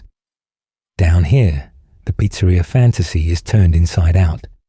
No balloons, no arcade jingles, only concrete, metal, and long, humming corridors, and where fluorescent lights buzz against the shadows, and cameras watch every quiet movement. Circus Baby's entertainment and rental presents itself, on the surface, as a party service, yet its true heart lies underground, in this reverse pizzeria, where the animatronics do not entertain. They are studied, disassembled, and rebuilt step by step, as instruments of a colder purpose. In these rooms, William's designs reach their most deliberate form. Circus Baby, with her friendly eyes and outstretched hand, hides a cavity built to capture an innocent child in a single, practiced motion. Funtime Freddy and Funtime Foxy are not simple performers, but modular machines with hidden compartments, faceplates that open like surgical tools, and mechanisms tuned to restrain, inject, and extract. Every wire, every joint, and every grinning mask has been arranged with remnant in mind, as if the stage shows were only ever a costume for the real experiment underneath. The scooping room is the clearest expression of that experiment. A single machine, patient and precise, is designed to strip an animatronic of its insides or hollow out a human body, leaving only an empty shell behind. We watch in this quiet tragedy as the process that once melted haunted endoskeletons into remnant is refined into something more controlled, more repeatable.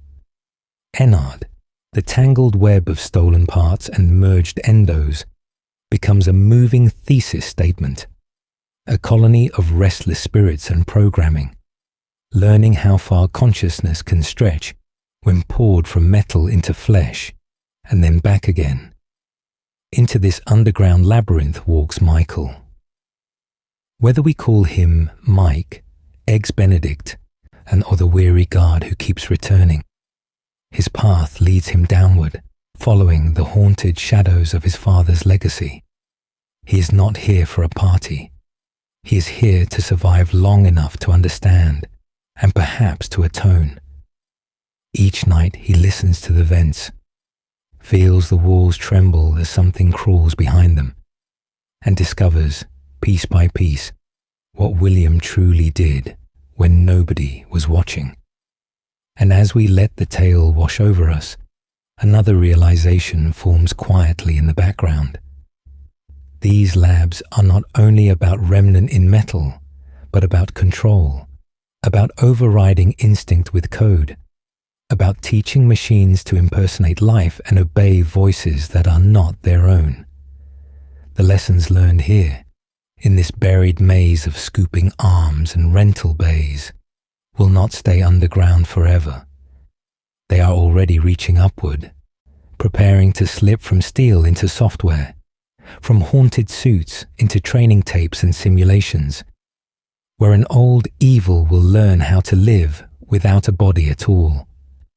Elizabeth, Circus Baby, and the children who followed those lessons, down in the dark, gain their sharpest edge through one quiet tragedy in particular, and we already know her name. Elizabeth Afton moves through this timeline like a small, bright light drawn toward a storm, an innocent child who has heard her father's warnings and yet feels an irresistible pull toward the thing he fears she will touch. We can picture her there, drifting slowly along the tiled floor of Circus Baby's pizza world, listening to the gentle, rehearsed promises of the towering animatronic on stage.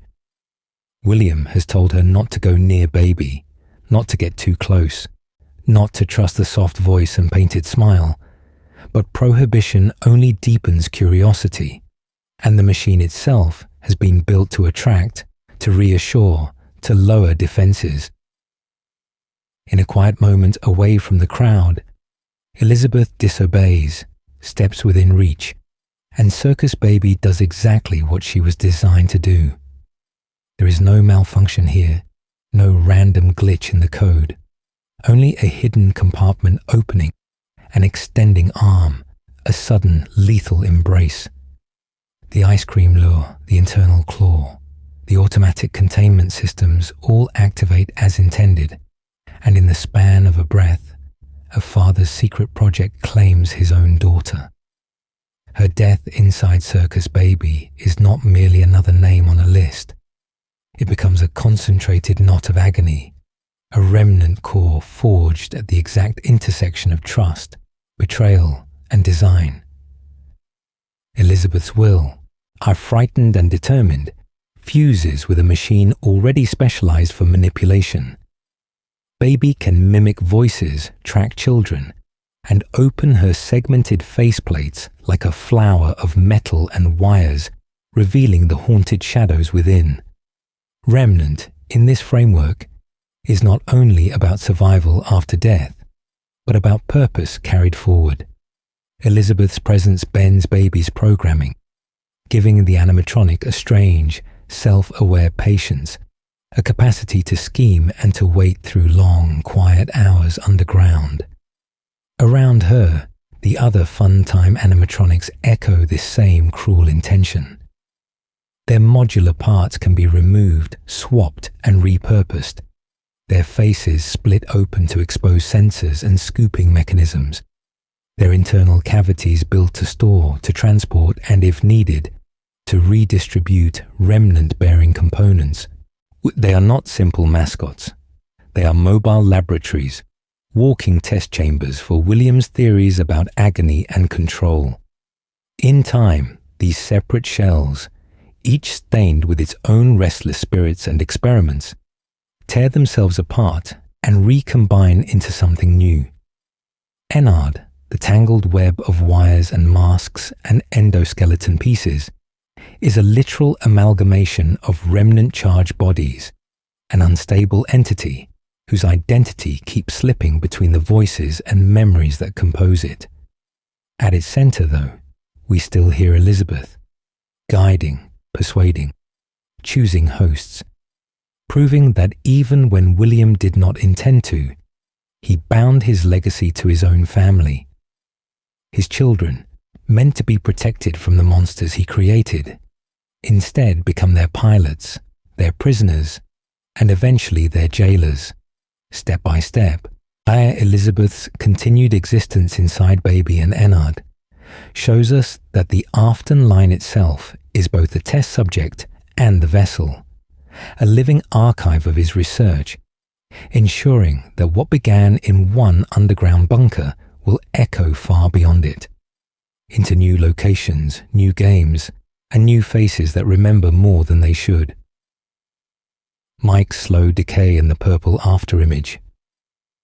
And as we follow Elizabeth through steel corridors and borrowed faces, another Afton is changing in quieter ways, just out of frame. While the fun times are loud, theatrical instruments of William's research, Michael becomes something else entirely. A walking, breathing experiment in what happens when a living body is left too long in the presence of haunted science. From the very beginning, the series gives us a color to hold onto in this darkness. That flat, almost featureless purple silhouette that first represents William in minigames is not a literal skin tone, but a visual shorthand, a way for the games to whisper. This one has been steeped in Fazbear's shadows. At first, it belongs to the father, the architect of so many quiet tragedies, moving through security cameras and simple pixel halls, a stain walking across the timeline. But then, drifting slowly, we see that same hue begin to cling to Michael, in sister locations ending when he addresses his father through the television. His body is greyed, hollowed, almost corpse-like, and later retellings and fan interpretations lean on that same purple cast, as if the colour itself has started to follow him. It is less about who he is on a birth certificate, and more about what he has been touched by, the way a person who spends their life in smoke will always carry the smell. Michael's physical decay gives us the clearest window into Remnant's cost. He is scooped, emptied out to make room for Ennard, and yet walks. He rots, and yet he continues. Step by step, his skin sags, his eyes sink, his posture collapses, but the animating force inside him refuses to let go. In the unified theory, this is not just vague zombie logic. This is remnant saturation, a human body pushed past its natural limits by the same substance that lets restless spirits cling to metal and wire. prolonged exposure twists more than flesh. It blurs perception too, until the line between living and haunted is no longer clean. A security guard glimpsed on grainy footage might appear as a purple outline, not because he is literally glowing, but because our storytellers, and perhaps the in-universe cameras themselves, are seeing him through layers of agony, interference and memory. In that view, both William and Michael can wear the purple motif without collapsing into the same identity. They are simply at different stages of corruption, a father consumed by his own experiments and a son slowly becoming a vessel for their legacy. This reading becomes especially important as we move forward, because the more remnant and agony seep into the story, the less bodies matter at all. The purple after-image, the haunted shadows, the sense that someone is there even when the room is empty, will follow us into the digital realm, where consciousness can be copied, corrupted, and preserved without skin or bone, and where the question of who is truly alive will grow even quieter, and even harder to answer. Pizzeria's rebuild, FNAF 6, and Henry's final design. And so, as the bodies fade and only the after-images remain, we arrive at a place that looks almost harmless on the surface. A budget pizza place, a little management sim, a daytime distraction where you buy cheap decorations and hire questionable mascots. It feels lighter, almost like the series itself is drifting slowly into parody. But under that neon gloss, FNAF 6 is something else entirely. A carefully baited mousetrap for restless spirits. We are given spreadsheets and sponsorships, catalogues of dusty props and animatronic salvages, as if this were only about profit and risk. Yet every mechanic hides an intent. The alley behind the pizzeria is not random. The offers to drag in burnt, broken machines are not coincidences. Step by step, the game nudges us to do exactly what Henry Emily once done. Gather every major remnant source, every haunted fragment of William Afton's legacy, into one quiet building that no one will miss when it burns. Henry stands in the background of the timeline like a quiet counterpoint to William. Where William tears bodies apart to study remnant, Henry studies the same phenomenon to understand how to let it go. He has watched the quiet tragedies accumulate, watched children vanish into suits, watched his own daughter become the puppet that guards other innocents, and he has reached a conclusion that William never could. If remnant clings to places and objects, then a place can be designed patiently to pull it all in and hold it there. So this final pizzeria is not just a restaurant, it is a lure. Its location, its rumors, and its very existence are tuned to draw in specific monsters from the haunted shadows of the series. Circus Baby, now twisted into Scrap Baby. The puppet, still seeking to protect and to balance. Molten Freddy, carrying the fused remnants of the Funtime designs. And Springtrap, or what remains of William's body, still shambling forward under layers of agony and metal. Each night, as we check vents and repair systems, their remnant is being concentrated, like all the loose threads of a tangled web being pulled into a single knot. When Henry finally speaks in that closing monologue, his voice is calm and tired rather than vengeful. He addresses the children, his creations, even William himself, and accepts that the only way to end this history is with fire.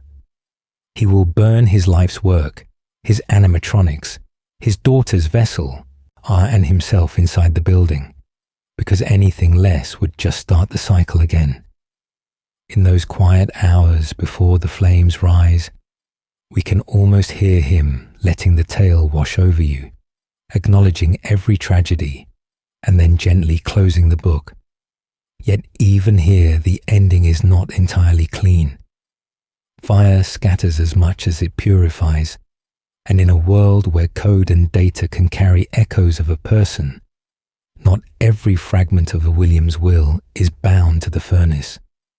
Somewhere beyond the smoke, beyond the collapsing roof and the screaming metal, something of him is already slipping into circuits, into servers, into new designs that do not need a body at all. The pizzeria burns down, but the story does not. And the next time we see Fazbear's legacy, it will be wearing a different kind of mask. On Ultimate Custom Night, a prison of agony, the pizzeria burns, the roof caves in, and for a moment it feels as though the story has reached its natural fiery end. Yet as we keep drifting slowly along this timeline, we find William Afton again, not in a body, not in a suit, but in a place that feels like a dream built out of consequences. Ultimate Custom Night is that place. A looping nightmare, a private hell where every choice he made comes back wearing metal teeth and painted smiles. Here, time does not move forward in the way we know it. Night resets to night, attack resets to attack, and William is trapped behind a desk that is less a security office and more an altar to his own history. Each jump scare is not just a startle, but a reminder, a quiet tragedy replayed in miniature. The animatronics that crowd this space are not random. They are the restless spirits and designs he set loose on the world, gathered together into one suffocating chamber of memory. Under the unified remnant and agony framework we have been following, this strange scenario begins to make a quiet kind of sense. William's body is crushed and burned, his organic life reduced to char and scrap, but his remnant entangled consciousness has nowhere clean to go. The agony he inflicted and the agony he carried fold in on themselves, and what we see as a game menu becomes, in-universe, an internal or afterlife space, built from his own stained awareness. It is a mindscape soldered together from murder scenes, voice lines, and mechanical faces, all suspended in haunted shadows. At the center of this space, or perhaps hovering just outside it, is a presence many of us connect to Cassidy, the vengeful soul within Golden Freddy. In this interpretation, Cassidy is not merely another victim. They are the warden, the one holding the keys to this metaphysical cell. Using the same remnant binding that once chained children to animatronics, Cassidy now chains William to his endless suffering, whispering, "I will never let you go," as nights roll over like waves that never reach a shore. The customization screen, with its rows of toggles and escalating chaos, reflects William's deeper curse. Every animatronic you select is a memory he cannot silence. Every difficulty setting a measure of how loudly his past can scream at him. He can rearrange the pieces, but he cannot leave the board. And yet, in the quiet hours between attacks, and we can imagine that some fragment of him is still calculating, still watching patterns, still looking for an exit. His body may be ash and twisted metal. His mind may be locked in this looping prison, but a sliver of his methods, his code, his cold, analytical personality is already testing the walls, searching for a weakness. Step by step, that search will lead us away from desks and doors and into circuits, simulations and stories that pretend to be harmless games. From metal to code, the birth of Glitch Trap.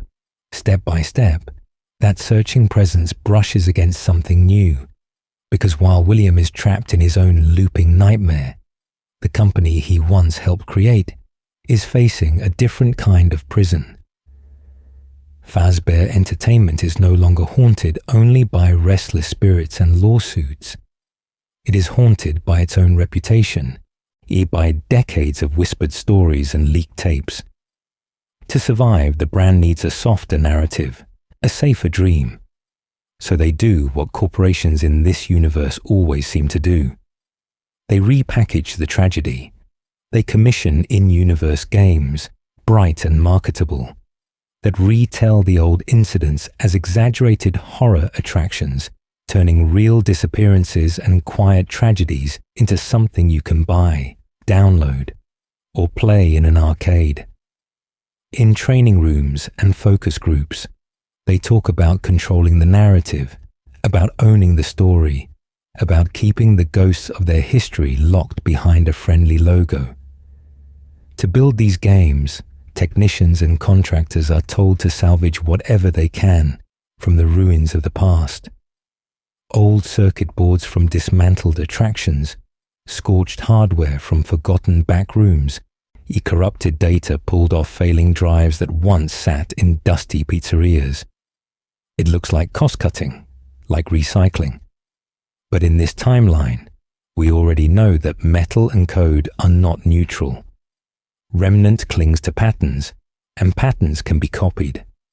When those boards are scanned, when those binaries are read and translated into clean, modern engines, the process is meant to be gentle and technical, a simple migration from one format to another. Instead, in the haunted shadows of the data, something else migrates. The same stubborn imprint that once held William's mind inside twisted endoskeletons begins drifting slowly into a new medium, following familiar loops and decision trees, latching onto behavior scripts and pathfinding routines. What emerges inside Help Wanted is not a traditional ghost, and not just a bug, and it is a personality made of glitches and mimicry, a rabbit-shaped shard of will that players come to know as Glitch Trap. This is William's survival instinct translated into code, his legacy of manipulation reborn as a digital guide who waves, dances, and quietly tests how much control it can exert over anyone wearing a headset.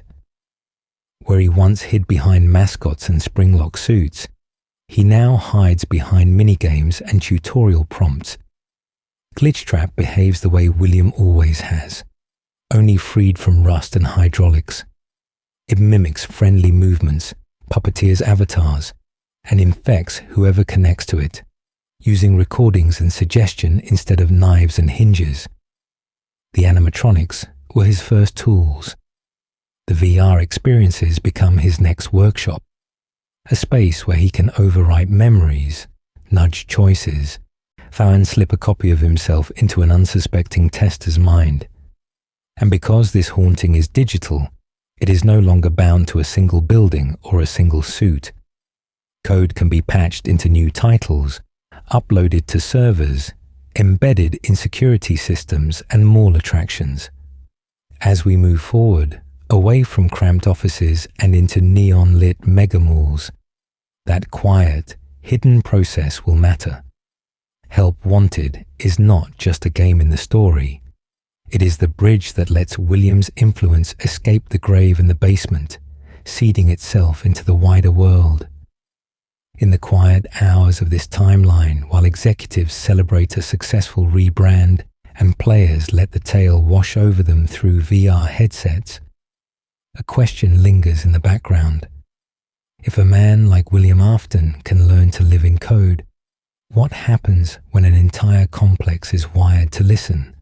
The answer waits in the next phase of Fazbear's expansion, where cameras, robots, and customer service AIs begin to share a single, corrupted storyteller. Help Wanted, playing a haunted game. Inside the game, and so, as that single corrupted storyteller begins to whisper through cameras and kiosks, Fazbear makes its boldest move yet. It turns its own haunted history into a product. Help Wanted arrives as a sleek, virtual reality experience, a glossy compilation of the company's worst incidents, repackaged as harmless entertainment for a new generation, who only know these events as rumors and urban legends. We watch as the tragedies become levels, the murders become mini-games, and the restless spirits are reduced to jump scares on demand. On the surface, it is simple. A VR title that recreates old locations, old night shifts, in old failures, all under the safe glow of a headset and a marketing campaign promising transparency and fun. Step by step, we revisit the first Freddys, the repaired systems, the vents and doors and flickering cameras. But this time, the company insists that everything is controlled, that the danger is only simulated. In universe, it is damage control disguised as nostalgia. While for us, outside the story, it mirrors the way the real fandom revisits each game, each rumor, each theory, turning quiet tragedies into shared entertainment. There is a gentle, unsettling symmetry here. The characters in this world are playing a game about their own haunted shadows, just as we are playing a game about them. The VR compilation blurs the line between documentary and amusement, between confession and advertisement, are in the same way the series itself blurs the line between canon and commentary. We find ourselves drifting slowly through recreations of events we have already survived on flat screens, and yet, within the fiction, these same recreations become the stage for something new to wake up. Because hiding inside this curated history is Glitchtrap, a pattern of behavior that behaves like a ghost, but lives in code instead of metal. He is William's legacy translated into data, a remnant-like imprint that no longer needs spring locks or endoskeletons, only processors and headsets. Where Remnant once clung to suits and circuit boards, now the same agony-etched pattern clings to lines of corrupted software, proving that in this timeline, the rules of haunting have quietly expanded. The possession that once needed molten alloys can now ride along in a game patch. The multiple endings and the scattered developer tapes reinforce this sense of fragmentation. Different testers, different employees, different survivors all leave messages in the margins, each one capturing a slightly different version of the same digital haunting. Some endings suggest containment, others escape, others a strange, uneasy coexistence, as if we are looking at parallel drafts of the same nightmare. It feels less like a single, authoritative report, and more like a tangled web of attempts to document what cannot be neatly explained. By this point, the canon itself becomes layered on purpose. The games we play are the games they play, and both are haunted by the same core tragedy, refracted through unreliable storytellers and faulty headsets. So in these quiet hours, as we let the tale wash over us, it becomes clear that Help Wanted is not just another chapter, but a mirror held up to the entire series.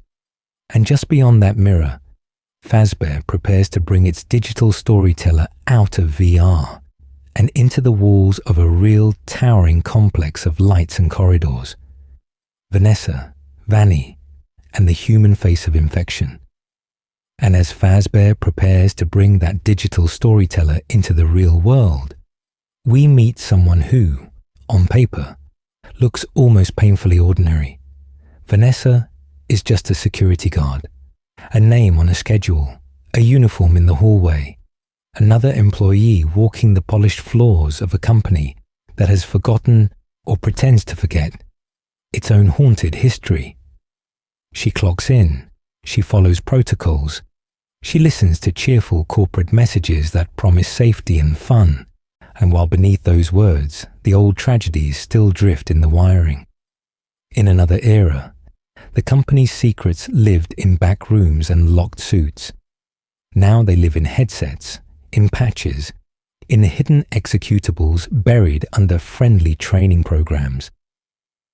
When Vanessa puts on a VR headset or interacts with Fazbear's systems, we are watching a familiar ritual repeat itself, but in a quieter, more modern costume. Glitchtrap's influence over her is possession, but rewritten in the language of code. Where once William Afton squeezed himself into Spring Bonnie and bled remnant into metal, now a digital echo of his will rides along signal paths and software updates, waiting for a vulnerable mind. It is still the same restless spirit, the same stubborn agony that refused to fade. Only now it does not need a suit hanging in a back closet, and it needs a user account, a login, a moment of distraction at the end of a long shift. When Vanessa becomes Vanny, we see that possession expressed as a mask rather than a full replacement of the self. The homemade rabbit suit, the stitched smile, the trembling movements in security footage all suggest that Vanessa's body is present, but her choices are being pulled, redirected, echoed. Vanny is a persona laid over Vanessa, a way for William's old patterns to move her hands, guide her steps, and repeat his familiar, terrible routines in new hallways. In the older chapters of this timeline, remnant and agony clung to endoskeletons, to plush suits, to metal and plastic soaked in fear. Now, that same remnant-like influence drifts slowly through headsets and screens, through AR overlays and glitching training tapes, and turning everyday interfaces into haunted shadows. The rules have not changed, only the surfaces have. The quiet tragedies that once stained the floor of a back room now echo as flickers in a menu, as a rabbit silhouette in a loading screen. Step by step, this human-digital hybrid haunting prepares us for the mega pizzaplex, a place where code and concrete, neon and nightmare are all part of one tangled web. Vanessa's divided life, half-compliant employee and half-stalking Vanny, becomes the bridge between help-wanted's VR corruption and the towering complex that will follow. In those coming corridors, we will see what happens when a single infected guard, guided by a glitching rabbit, helps design an entire building around a hidden purpose, and who that building is really meant to trap. The mega pizzaplex, a mall built on old ghosts, and who that building is really meant to trap. When the doors finally slide open on the mega pizzaplex, it feels, at first glance, like the answer to every past mistake. No more cramped party rooms, no more dingy back alleys. Instead, we step by step into a neon cathedral of consumerism, a towering mall of music and light, where Freddy Fazbear has been reborn as a brand, a lifestyle, a promise that the quiet tragedies of the past are over now. It looks safe, it looks clean, it looks new. Everywhere you drift your eyes, there is spectacle. A massive atrium ringed with stores, arcades and food courts. A full indoor racetrack. A laser tag arena modelled after a space war. A daycare that glows with warm colours and gentle stars. And giant statues of the glam rock band rise like saints of entertainment, frozen in triumphant poses, while screens loop commercials assuring parents that this is the ultimate family experience. In the quiet hours, when the crowds go home, you can almost hear the building breathe. But as we've learned along this timeline, Fazbear's shine always rests on older bones. Beneath the polished terrazzo floors and holographic posters, the pizzaplex is layered over old foundations, service tunnels, and sealed wings. Like a city built on a graveyard it refuses to name. There are forgotten rooms behind false walls, maintenance corridors that lead to nowhere, and freight elevators that descend farther than any guest is meant to ride, down into the haunted shadows of earlier experiments and abandoned blueprints. The glam rock animatronics themselves carry this same layered legacy. On the surface, they are flamboyant, colourful, and market-tested. their personalities tuned for social media clips and merch displays, their voices bright enough to drown out any lingering unease. Yet behind the glitter paint and stylized shells, we can still feel the echo of older design philosophies. Modular endos, facial recognition, party tracking routines, and perhaps even fragments of ancient code, copied and recopied from generation to generation, like a family recipe that once accidentally poisoned someone. In that way, the Pizzaplex becomes more than a setting. It becomes a physical metaphor for FNAF's tangled web of stories. Decades of retellings, rebrandings, and buried incidents coexist under one massive roof, just as games, books, yarn, and rumors overlap in our understanding of this history. You have children laughing upstairs while restless spirits stir below, corporate training videos playing in one wing, while urban legends whisper through another.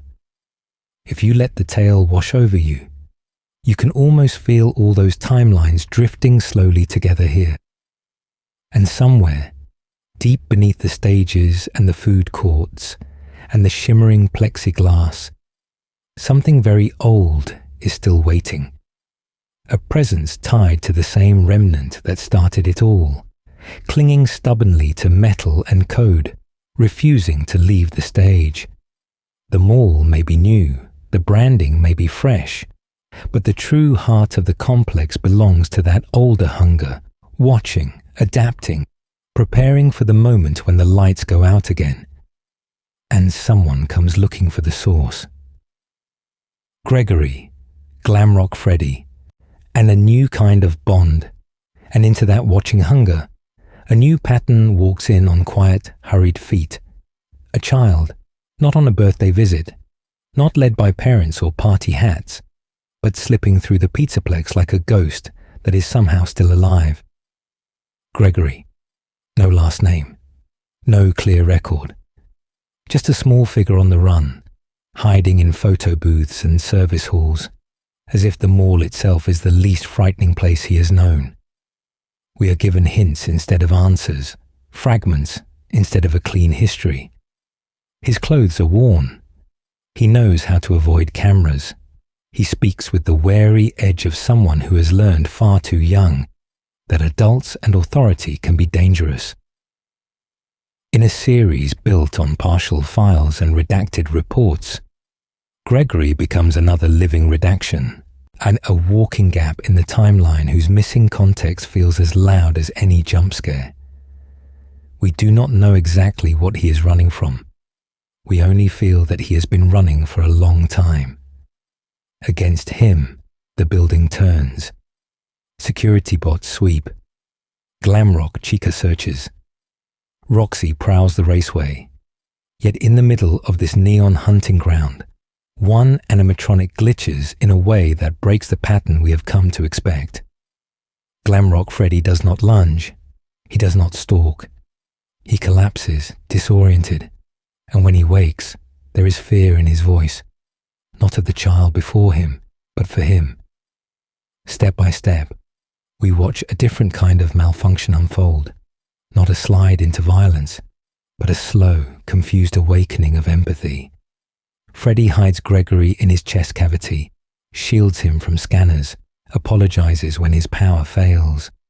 In a universe of quiet tragedies, where metal jaws usually close on innocent heads, this is a gentle reversal, as if the haunted shadows of the past are trying, in one small corner, to rewrite themselves. Within our unifying theory of remnant and agony, their partnership feels less like a glitch and more like a correction. Not every bond between soul and machine has to be vengeful. Once, the puppet's original intent was to protect children, to cradle restless spirits and guide them. Glamrock Freddy and Gregory echo that older purpose. A child and a robot moving together through danger, not as predator and prey, but as allies bound by shared survival and some deeper, unspoken recognition. As they travel through the Pizzaplex, Drifting slowly past arcades and sound stages, the bright paint begins to peel in our perception, revealing the older legacy beneath. Burned rooms, familiar layouts, endos in the dark. Their journey becomes a quiet excavation of buried history. Each elevator ride and maintenance tunnel brushing against the same remnant-soaked foundations that started this tangled web decades ago. And somewhere below, in the deepest maintenance shafts, Gregory's borrowed guardian will lead him toward a decayed, all too familiar presence, waiting patiently in the quiet hours for these new footsteps to come closer and closer. Burntrap and the persistence of William's will. Down in those deepest maintenance shafts, the air feels older than the pizzaplex above it, as if we have stepped out of neon and back into the buried history of Freddy's itself. The concrete gives way to twisted rebar, broken tracks, and rusted platforms, and we realize we are walking through a graveyard of past designs, half buried under the foundations like fossils from an earlier age. Old attraction pieces, shattered endoskeletons, scorched plastic faces, all of it resting in the haunted shadows beneath this shining mall. Here, the modern steel of the pizzaplex sits directly on top of the melted bones of Fazbear's Fright and the ruins of earlier locations, creating a literal physical stack of tragedies. Step by step, the path leads us into a cavernous chamber where burned wood, collapsed vents, and twisted beams frame something that should not be moving anymore. This is where Burntrap waits, slumped on a crude throne of wreckage, his body a patchwork of charred metal and exposed endo, like a memory that refused to stay dead. And if Springtrap was William Afton's first corpse reborn in metal, then Burntrap feels like the second draft of that same terrible idea, a new shell wrapped around very old remnant. We can imagine the process, drifting slowly through the years. Pieces of his ruined suit surviving the fire at Fazbear's Fright, fragments of experimental endos from underground labs, scraps of circuitry and alloy infused with agony and persistence, all slowly drawn together by the same will that refused to pass on. The result is not a clean, manufactured animatronic, but a scavenged vessel stitched together from whatever the flames could not quite claim. Across the games and books, we are told that Remnant, once created, is stubborn, clinging to metal and code, resisting decay as long as the emotion that forged it still burns.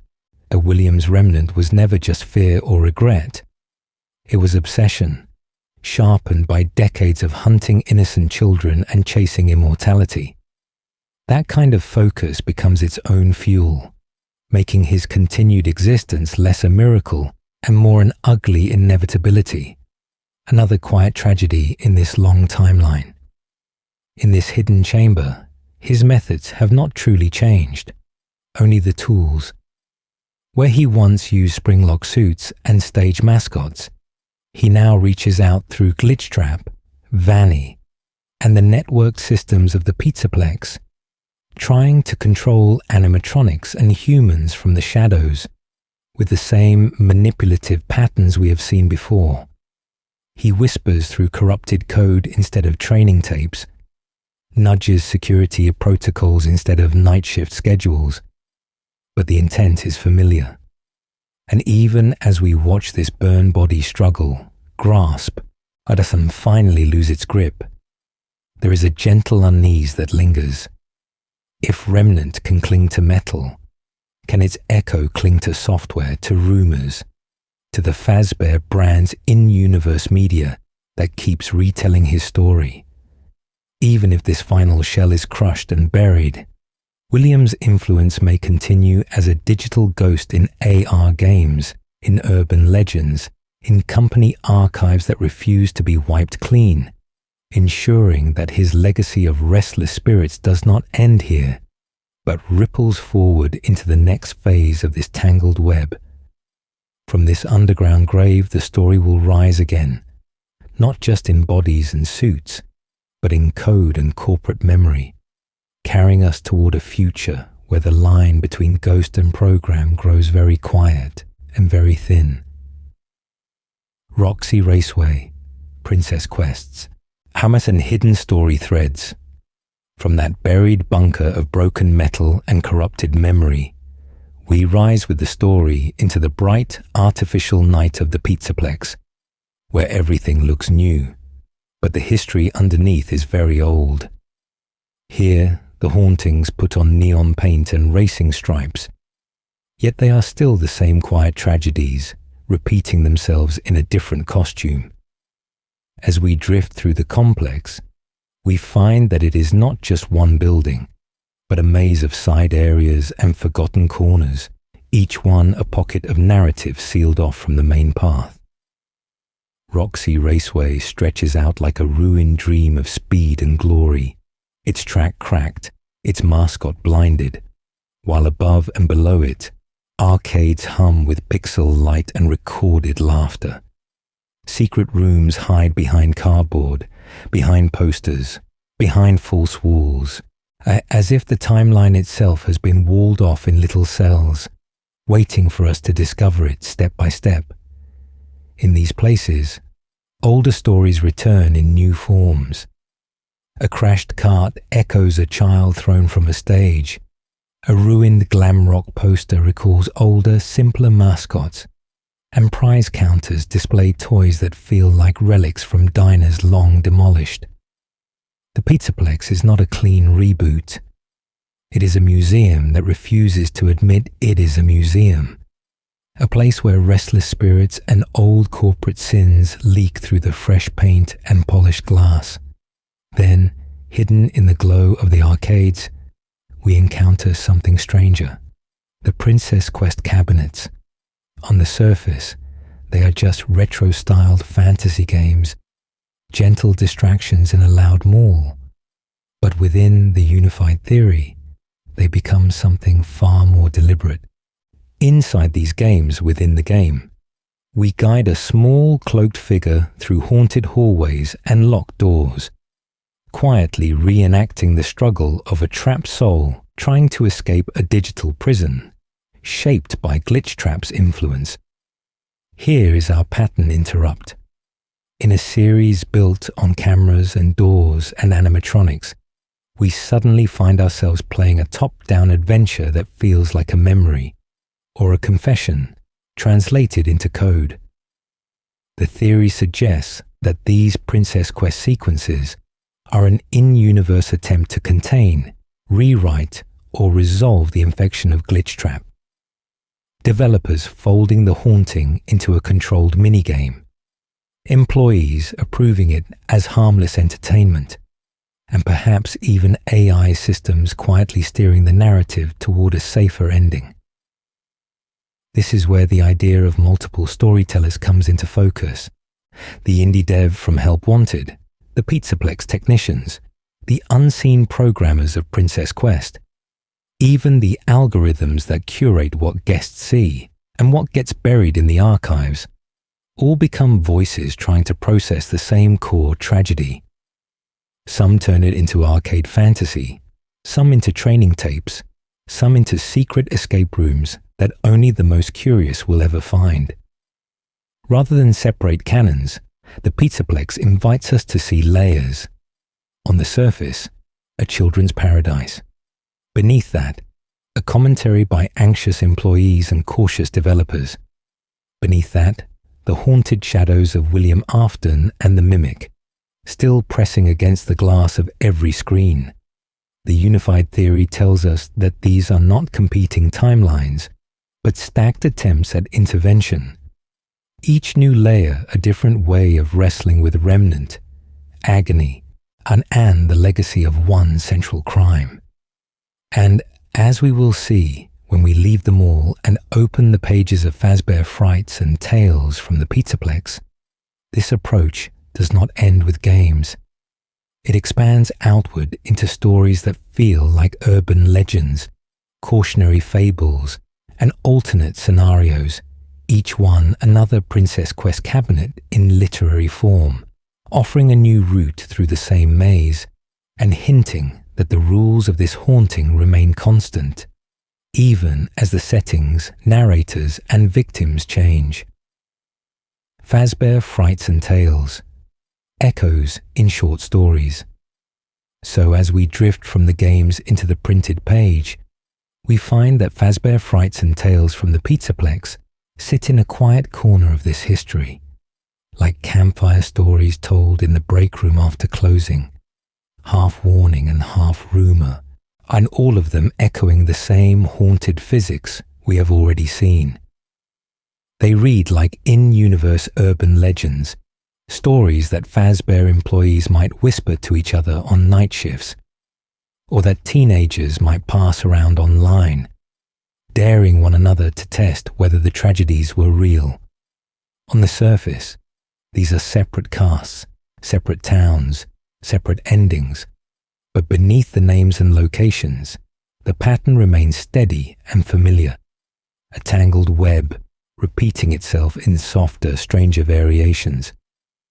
We see cursed objects that cling to the last emotions of their owners, haunted technology that remembers the anger of those who used it, and lingering grief that refuses to fade, all of it behaving like remnant and agony wearing new masks. The details change, but the rules do not. In one story, a simple delivery of animatronic parts becomes dangerous when the pieces seem to carry a memory of violence, reacting not to logic but to fear and guilt, as if the metal itself has soaked up someone's final terrified thoughts. In another, a party attraction or wearable accessory begins to respond to the user's insecurities, tightening its grip the more they obsess, the more their pain spikes, until emotion and machinery are no longer separate. Elsewhere, a mobile app tied to Fazbear branding learns too much about the person using it, quietly shaping itself around their desires and regrets, like a digital shard of agony drifting slowly through the network. We do not need deep spoilers to feel the shape of these tales. A child's wish goes wrong when focused through a Fazbear object, and an experiment to improve entertainment tech ends up trapping someone's consciousness. A nostalgic relic from an old location turns predatory once it is bathed in fresh fear. Again and again, intense feeling binds to items, to screens, to machines, reinforcing the same quiet laws. Strong emotion leaves a residue, and that residue can move, can learn, can hurt. Seen this way, Fazbear Frights and Tales from the Pizzaplex become gentle what-if explorations, side corridors branching off the main timeline, testing how far the FNAF universe's rules can stretch before they break. What if agony latched onto a game instead of an animatronic? What if Remnant bled into an AR filter, or into a self-help program, or into a novelty toy on a store shelf? These stories probe the edges, showing us that the restless spirits we know from the core games could just as easily inhabit the technology in our pockets. You are not meant to track every name, every town, every one-off twist. In the quiet hours of this timeline, what matters is that the haunting logic stays the same. Objects remember, systems remember. People's worst moments stain the world around them. And as these printed legends push the rules outward, from back rooms to bedrooms to entire networks, they quietly prepare us for a different kind of haunting still to come, one where the mimic's legacy does not need a suit or a stage at all. The storyteller theory. Why canon feels fragmented. So as those printed legends stretch Remnant out from back rooms into bedrooms and networks, we reach a quiet realization together. The story itself is behaving like the hauntings it describes. It spreads through tapes and rumors and half-remembered reports, drifting slowly from one storyteller to the next, leaving behind a trail of conflicting details and overlapping timelines, like restless spirits arguing over how the tragedy really happened. Inside this universe, no one has the full picture. We have training tapes that talk in careful corporate language, smoothing over blood with phrases like incident and malfunction.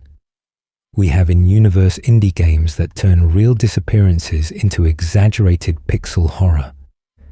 We have horror attractions that rebuild crime scenes from rumors, and we have Fazbear press releases that deny everything with a quiet, practiced smile.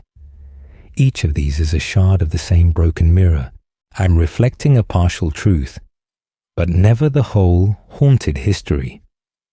When we look at the contradictions, the dates that do not line up, the designs that shift, the faces behind the masks that seem to change, we can imagine them as the errors and biases of these storytellers, rather than flaws in the fabric of the world. A night guard misremembers which year a bite occurred. A game developer dramatizes an animatronics design. A manager lies in a deposition to protect the company's legacy, and a frightened child mixes nightmares with memory. The tangled web of canon becomes instead a collage of perspectives. This is the storyteller theory, that every tape, every minigame, every retro-style recreation is an in-universe attempt to explain the same core tragedy. At the center, nothing really changes. William Afton still preys on innocent children. Remnant and Agony still bind their pain to metal and code. Fazbear Entertainment still tries, again and again, to bury its past under new paint, new branding and new digital frontiers. Around that fixed center, the angles shift, the camera wobbles, the colors are graded differently, but the haunting remains. In a gentle way, this mirrors our real experience with the series. We sit in the quiet hours, scrolling through wikis, reading novels, watching theories, and we piece together a timeline from incomplete, sometimes misleading sources. We argue over who is in which suit, or whether a specific ending is literal or symbolic, but we are doing what the characters inside the world are doing too. Groping through shadows, are trying to assemble a coherent story from scattered files and corrupted recordings. When we accept that, something relaxes. Canon debates stop feeling like battles to win and become part of the texture of the dream. Another layer of haunted shadows over the same set of events. We can let the tale wash over us, step by step, without needing every date to be precise, every face to be named, every retcon to be a mistake. Instead, we can ask a quieter question. What is the story all these stories are trying to tell? As we move forward into the later years of the timeline and into the age of headsets, therapy sessions, and digital mimicry, we will keep that question close and watch how the same old tragedy finds new ways to speak. Reconciling the big debates under one roof. And when we ask what story all these stories are trying to tell, we also brush against the questions that have kept the fandom awake through so many quiet hours. Who is Golden Freddy, really? Who is lying in that FNAF4 hospital bed? Who, beneath the masks and name tags, is Mike? Which endings are the ones that count? On the surface, these feel like hard either-or choices, as if the timeline will break if we circle the wrong answer. But under the Remnant and Agony framework, the edges grow softer, and the haunted shadows begin to overlap. Golden Freddy does not need to be one child and one child only. A suit soaked in multiple deaths, multiple betrayals, can become a composite haunting.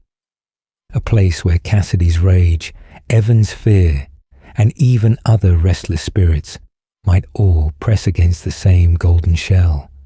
The question becomes less which soul owns this suit, and more whose emotions are loudest in this moment. The same gentle logic reaches toward the FNAF 4 bed. In some readings, we see the crying child, Evan, fading after the bite of 83. In others, we glimpse a grown Mike, tormented by memories, replaying his brother's tragedy as nightmares stitched from remnant and guilt. Under agony's rules, those two figures can blur. A mind steeped in loss can be haunted by its younger self, while the house, the toys, even the bed frame remember the original accident, echoing it back as a dream that is also a haunting, drifting slowly between past and present. Mike himself becomes easier to hold when we allow overlap. He can be Michael Afton, the son who survived, the walking remnant who goes location to location, trying to undo his father's legacy. And at the same time, he can stand in as an every guard, a perspective the games reuse to let us feel the same slow dread.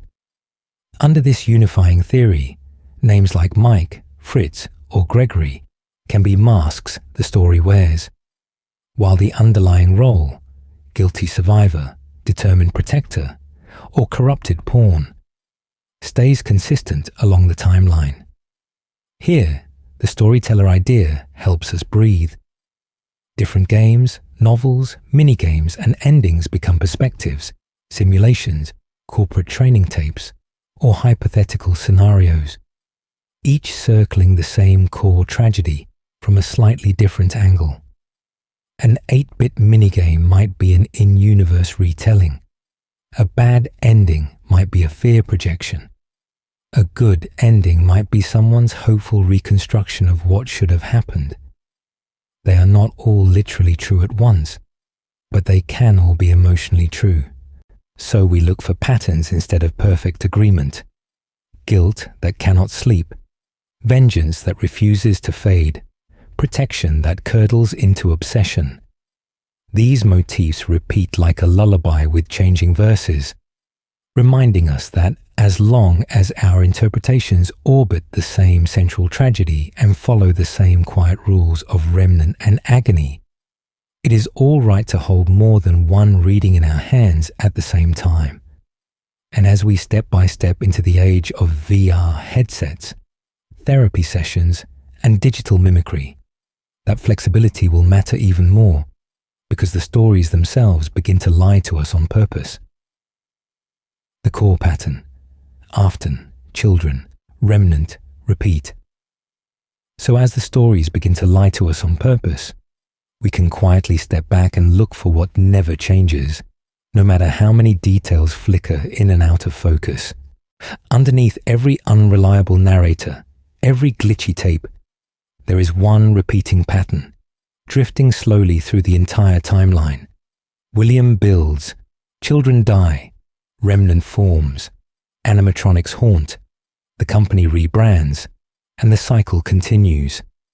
At Fredbear's Family Diner, at the first Freddy's, at Circus Babies, at the Funtime Bunker, at the Mega Pizzaplex, we watch the same quiet tragedies echo in slightly different costumes. Afton creates new bodies, whether they are springlock suits, scooping machines, or sleek glam rock shells, and innocent children are drawn in by bright colors and birthday songs, only to vanish into haunted shadows and restless spirits bound to metal. Fazbear Entertainment changes the paint, changes the logo, changes the decade, but the loop keeps turning step by step. St. Henry is the first one who truly sees the pattern and tries to break it. He builds the puppet, a gentle guardian meant to protect children, and when his own daughter Charlie is murdered, that guardian becomes something more, guiding souls into suits, turning random hauntings into a deliberate, almost protective presence. Later, Henry lures every remnant-soaked creation into one final trap, lights the fire, and speaks a farewell that feels like the end of the entire history. But the pattern only bends. It does not quite break. This is where the newer faces enter, and the loop is nudged rather than shattered. Gregory, wandering the quiet hours of the Pizzaplex, is a child who refuses to be prey, and Glamrock Freddy becomes an animatronic who refuses to be a simple vessel. Their partnership is a bright inversion of William and his machines, a mirror where the robot saves the child instead of consuming him. Yet, even there, beneath the neon and AR games, we still find the mimic, Vanny, and experiments with digital possession. The same remnant logic translated into code. Fires try to cleanse everything. Reboots promise a fresh start. New technologies, VR headsets, AR overlays, therapy bots, promise that the ghosts are gone because the hardware is new. But Remnant and Agony simply find different circuits to cling to, different stories to tell. The pattern does not vanish. It only changes its mask. And that is why each game feels new yet strangely familiar. You move from grainy cameras in a cramped office to a child's bedroom, to an underground facility, to a mall-sized playground. And still, you are watching William builds. Children die, Remnant forms, animatronics haunt. The company rebrands. It is another turn of the same wheel, another variation on a single, gentle nightmare. Here is the pattern interrupt. The next FNAF game you see, you do not have to ask, is this a new timeline? Instead, you can let the tale wash over you and simply ask where we are in the loop this time. Who is building, who is dying, who is haunting, and who is trying to, finally, quietly, make it stop.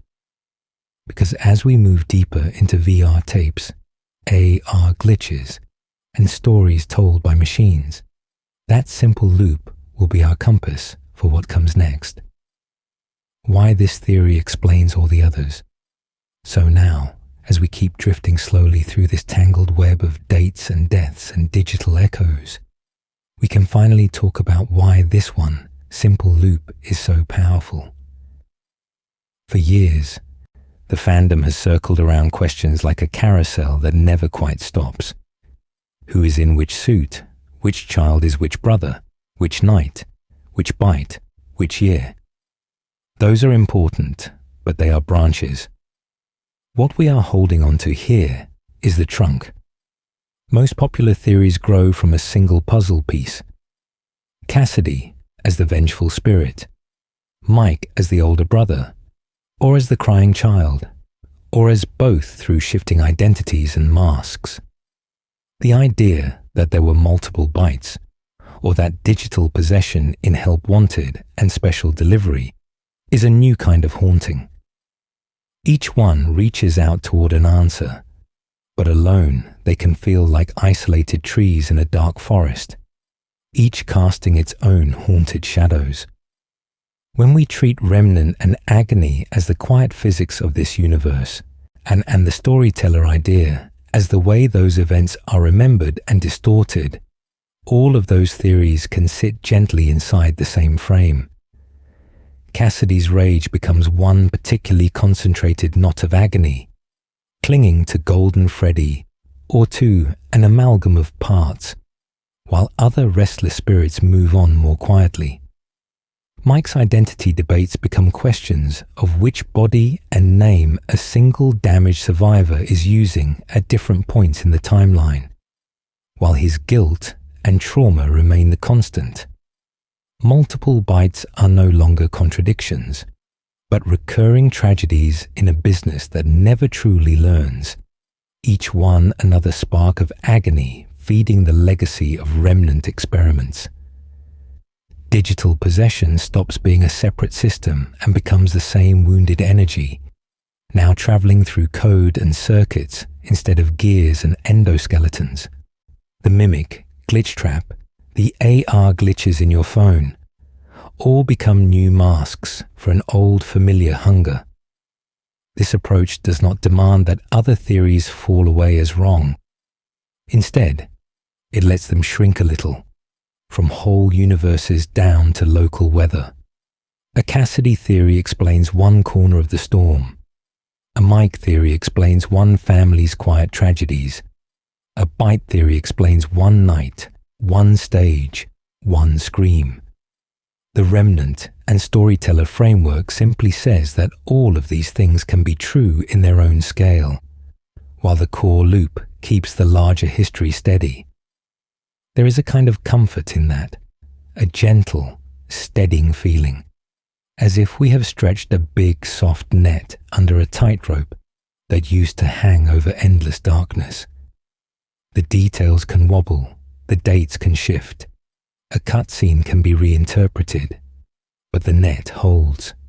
The Afton family's experiments with Remnant, the children's agony, the storytellers who twist and retell their fates, these do not collapse when one theory changes, they simply breathe.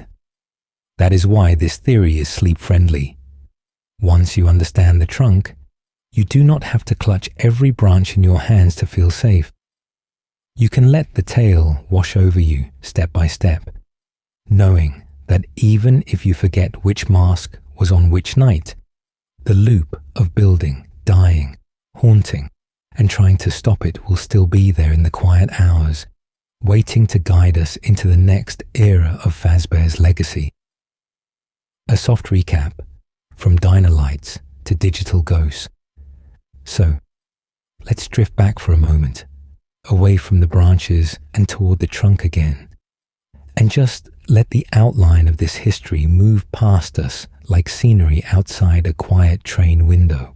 We began in the soft glow of a small 1970s diner, where Fredbear and Spring Bonnie danced beneath buzzing lights, and where Springlock suits and simple birthday parties hid the first cracks in a much darker legacy.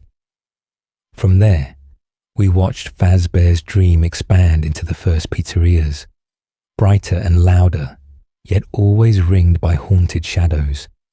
Children laughed, parents talked over greasy tables, and somewhere, William Afton slipped into a yellow rabbit suit and turned innocent games into quiet tragedies. The missing children, the rumors, the first reports of animatronics that moved when they should have slept, all settled into the timeline like a low, constant hum of dread. We passed the bite of 83 at Fredbear's. Then the crying child lifted toward the gaping jaws of his favorite character by a teasing brother who did not understand the weight of his joke until it was too late. We crossed the bite of 87, another snapped jaw, another headline, another reminder that these friendly mascots were never truly safe. Step by step, each accident and incident layered over the last, until the restaurants themselves felt like restless spirits made of brick and neon. Alongside the buildings, we traced the Afton family itself, the quiet, fearful crying child, trapped between love for the characters and terror of their teeth. The older brother, a bully in a foxy mask, whose cruelty was born from childish thoughtlessness rather than malice.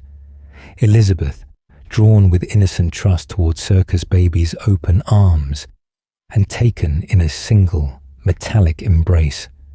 And behind them, and then their father, William, drifting slowly from curious engineer to obsessive murderer, convinced that if death could be harnessed, then no loss would ever have to be final. What began as simple hauntings, spirits clinging to suits, a puppet guarding children even in death, evolved into experiments with remnant and agony. Afton melted down possessed endoskeletons, injected their essence into the fun times. And in sister location, we saw the underground lab where suffering was measured, bottled, and weaponized. By the time of FNAF 6, Henry tried to gather it all, to burn the experiments, the remnant, and the man who started it, hoping to end the tangled web in one final blaze. But the pattern continued, only now it slipped into digital spaces. In Help Wanted, Fazbear tried to rewrite its history with a VR game. And Glitchtrap, another face of that same hungry intelligence, hitched a ride into Code, into Vanessa, and eventually into the Pizzaplex's neon labyrinth of security breach. The walls changed from yellowed wallpaper to LED billboards, yet the rules stayed the same. Agony clings, stories corrupt, and something that should have died keeps finding new masks. Through it all, one quiet structure holds. A family broken by obsession, a company built on denial, a universe where powerful emotions leave real scars on metal, memory, and data. Every twist, every retcon, every new title is just another retelling of those same events, from a slightly different angle, by a slightly different storyteller. And as we move forward into AR overlays, rogue mimics, and stories that argue with each other on purpose, and that's the secret that lets the tale wash over you without getting lost. Underneath the noise, the loop never really changes. The question, as we step into the next era, is not whether the pattern continues, but who, this time, is brave or desperate enough to try to break it. If you're still awake, a gentle meta moment, and before we watch anyone try to break it, we should pause just for a moment, here in the middle of this long, haunted history. By now, some of us are already gone to dreamland, breathing slow and deep while the names and dates have blurred into a single, quiet murmur in the background, and the restless spirits of this timeline have turned into ordinary dreams. Others of us are still here, eyes open or half closed, following every thread of this tangled web, tracing each tragedy back to a single yellow suit and a single choice, a single echo that refused to fade. If you are still awake with us in these quiet hours, notice which part of this saga feels clearest now, which once confusing corner suddenly clicked when we treated remnant and agony as the simple rules underneath the chaos. Maybe it was the way the crying child's hospital bed now sits beside the Fun Times underground chambers in your mind, or the moment you realize that the mimic's cold logic is just William's legacy rewritten in code, still hunting in haunted shadows instead of hallways. Maybe, for you, it was the realization that every training tape and in-universe game is just another storyteller, unreliable, but honest about the fear. A small pattern interrupt before you drift too far. If you had to choose one anchor in all of this, one face that you always picture when you hear the name Fazbear, who would it be? Not now, not urgently, just a question you can tuck away. When you have time, and when you feel like stepping back into the comments, you can quietly share your favorite animatronic, your favorite character, or the era that feels most like home in this history. Whether that's the cramped, buzzing cameras of the first game, the lonely underground routines of Sister Location, or the neon echo chamber of Security Breach. Because even though you are listening alone, maybe in the dark, you are not the only one letting the tale wash over you. Somewhere, far away, another listener is drifting slowly to the same names, the same quiet tragedies, the same mechanical lullabies. One of you might be just starting your night, and another might be watching the sun threaten the horizon, and yet all of us are sharing this one long, continuous story about innocent children, broken machines, and a company that never learned. In a moment, we will turn back to the timeline itself and begin guiding these threads toward a gentle close, step by step. We will look beyond the jump scares and the loudest theories, and instead ask what it means that these stories keep returning, why this legacy of masks and metal follows us into sleep. For now, simply rest where you are in the story, knowing that the ending we are moving toward is quieter than you might expect. What FNAF becomes when the noise fades. So, as we move through this gentler part of the timeline, the noise of jump scares and trailer analysis fades, and something else begins to emerge in the quiet. We are no longer just tracking cameras and counting nights. We are looking at a long, patient story that has been waiting beneath the alarms and the flashing lights. If we let the tale wash over us, we can see Five Nights at Freddy's less as a horror franchise and more as a single, winding ghost story about a family and a company that grew tangled together. Step by step, the pattern repeats. A father chasing control, a partner trying to build something honest, children caught in the crossfire of experiments and business plans, and a brand that keeps expanding even as its foundations are soaked in tragedy. The restaurants change names. The technology shifts from spring locks to fun times to AR headsets. But the shape of the story remains the same, drifting slowly through decades. In that shape, Fazbear Entertainment is not just a logo. It is the echo of choices, a corporate mask worn over one family's quiet tragedies. When we strip away the sudden screams and the frantic survival, the animatronics themselves become strangely still. A yellow bear in a back room, a broken clown underground, a wolf stalking neon hallways. In the calm, they feel less like monsters and more like mirrors. They are metal diaries, recording the worst decisions of the people who built them. Our creations outlive us. They remember for us. In this haunted history, the robots are simply where guilt, obsession, and grief decided to stay. Remnant and agony in that light stop feeling like wild science fiction and begin to resemble something we already understand. We talk in real life about a house holding bad memories, a toy that reminds us of someone gone, a story that carries a wound forward. And in FNAF, that lingering weight is given a name and a texture, melted down and injected, clinging to fur and wires. The restless spirits of children, the rage of the mimic, the way a mask or a circuit board can feel haunted, all become a reflection of how intense experiences imprint themselves on places and objects and on us. Even the storyteller chaos around FNAF, the arguments over who is in which suit, the timelines, the retcons, starts to look different from this quiet angle. The debates, the theories, the shifting explanations are part of the fun, a shared puzzle in the quiet hours of the internet. But beneath them lies something disarmingly simple. A human tragedy of a parent who would not stop, of friends who could not fix him, and of children who never had a chance. As we continue, you can choose how deeply you hold this softer understanding.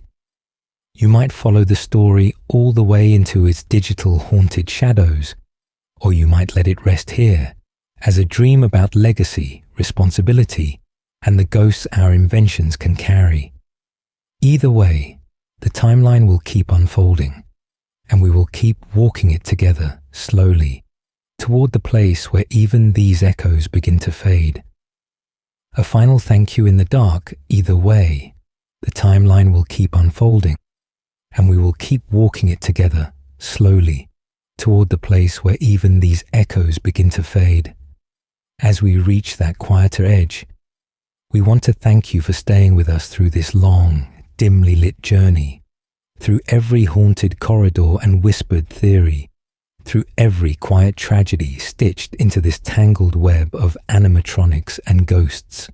And whether you've listened to every word, tracing each step-by-step connection, or drifted slowly in and out of sleep while the names and dates blurred into a gentle murmur, you've still shared this night with us. in a series as dense and restless as Five Nights at Freddy's, where the history sprawls from Fredbear's family diner to the mimic's digital escape, it can be overwhelming just to keep track of who is in which suit, which bite happened when, or how remnant and agony bend the rules of death. Letting this channel guide you through a calmer version of that chaos is a real kind of trust, and we're quietly grateful that you chose to let the tale wash over you instead of wrestling with every contradiction alone. It is more than all right if you don't remember every detail by morning, and you might wake up with only a faint impression of crying children, flickering monitors, and a company that kept rebuilding its own haunted legacy, while all the exact dates and locations slip away into the shadows. That is how sleep stories are meant to work. The restless spirits of the plot can wander while you rest, and whenever you wish to return, this timeline will still be here, waiting patiently, ready to be followed again from the first diner to the final mall. If you found comfort in this slower telling, in hearing remnant, agony, and possession explained not as jump scares, but as a strange, sad physics behind the hauntings, there is no urgency, but it does help when you quietly support the channel. A like, a subscription, or a shared link can nudge this kind of gentle lore into more people's recommended feeds, so that others who feel lost in the noise of theories can discover a softer, more measured path through the same haunted shadows. As we move toward the end, the pacing can slow even further. Imagine the words arriving with more space between them, like footsteps down an empty hallway after closing time, each sentence fading before the next one appears. The quiet hours are gathering around us now, and soon there will be only the low hum of your own thoughts, and then, perhaps, nothing at all for a while.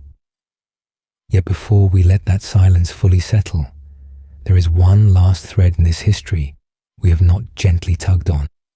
One final question about what waits for a story like this when every mask is off and every monitor goes dark.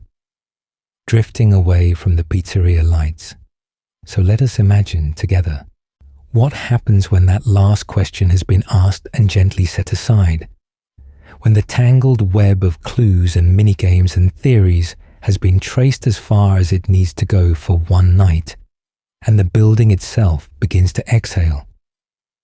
One by one, the pizzeria lights dim, the bright buzzing colors softening into muted shapes, then into shadows, then into a comfortable, velvety dark that no longer feels haunted, only quiet. On the stages and in the cramped party rooms, the animatronics power down, servos easing, eyelids sliding shut or freezing halfway, the restless spirits inside them falling still for a while, as if even they must eventually sleep. The music boxes wind down, the jingles fade, and the cameras that have watched so many quiet tragedies blink to black, and tiny red indicators winking out until the only glow is from a few tired monitors humming in the office. Then, even those screens give up their vigil and slip into gentle static, a soft, snowy whisper instead of a scream. As that static fills the empty rooms, we can let the static fill our thoughts as well, washing over the last sharp edges of the timeline, smoothing them down until they are just distant shapes in a dream.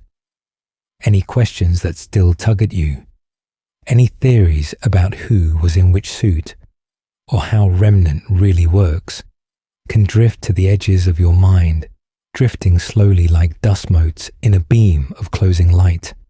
You do not have to solve them tonight. You can trust that they will be waiting, patient and unchanged, when you are ready to pick them up again on another quiet night. For now, your task is smaller, and far more important than any clue hidden in the haunted shadows of this history. Take a slow breath in and a slower breath out. Notice if your jaw is tight, if your shoulders are raised, and let them loosen. If there is water nearby, you might take a sip, letting it remind you that you are a living body, not a restless echo trapped in metal. You are allowed to rest. You are allowed to close the file on this story and choose yourself instead. Because in this space, the monsters are only stories, and stories obey us more than we obey them. We can follow them step by step through decades of tragedy and legacy, or we can gently close the cover and set them on a shelf. We can let the tale wash over you until it fades. And when it fades, nothing is lost. It is only sleeping, like the empty suits on their rails, waiting for the next performance that you choose to attend. So as the last echoes of the timeline recede, as the doors unlock and the building settles into its own sleep, you can let your thoughts grow slower and quieter and farther apart. No cameras to check, no doors to hold. Just the steady rhythm of your breathing in the dark. When you are ready, you may drift, and if sleep comes, let it take you. From all of us, in these quiet hours between fear and dream, good night.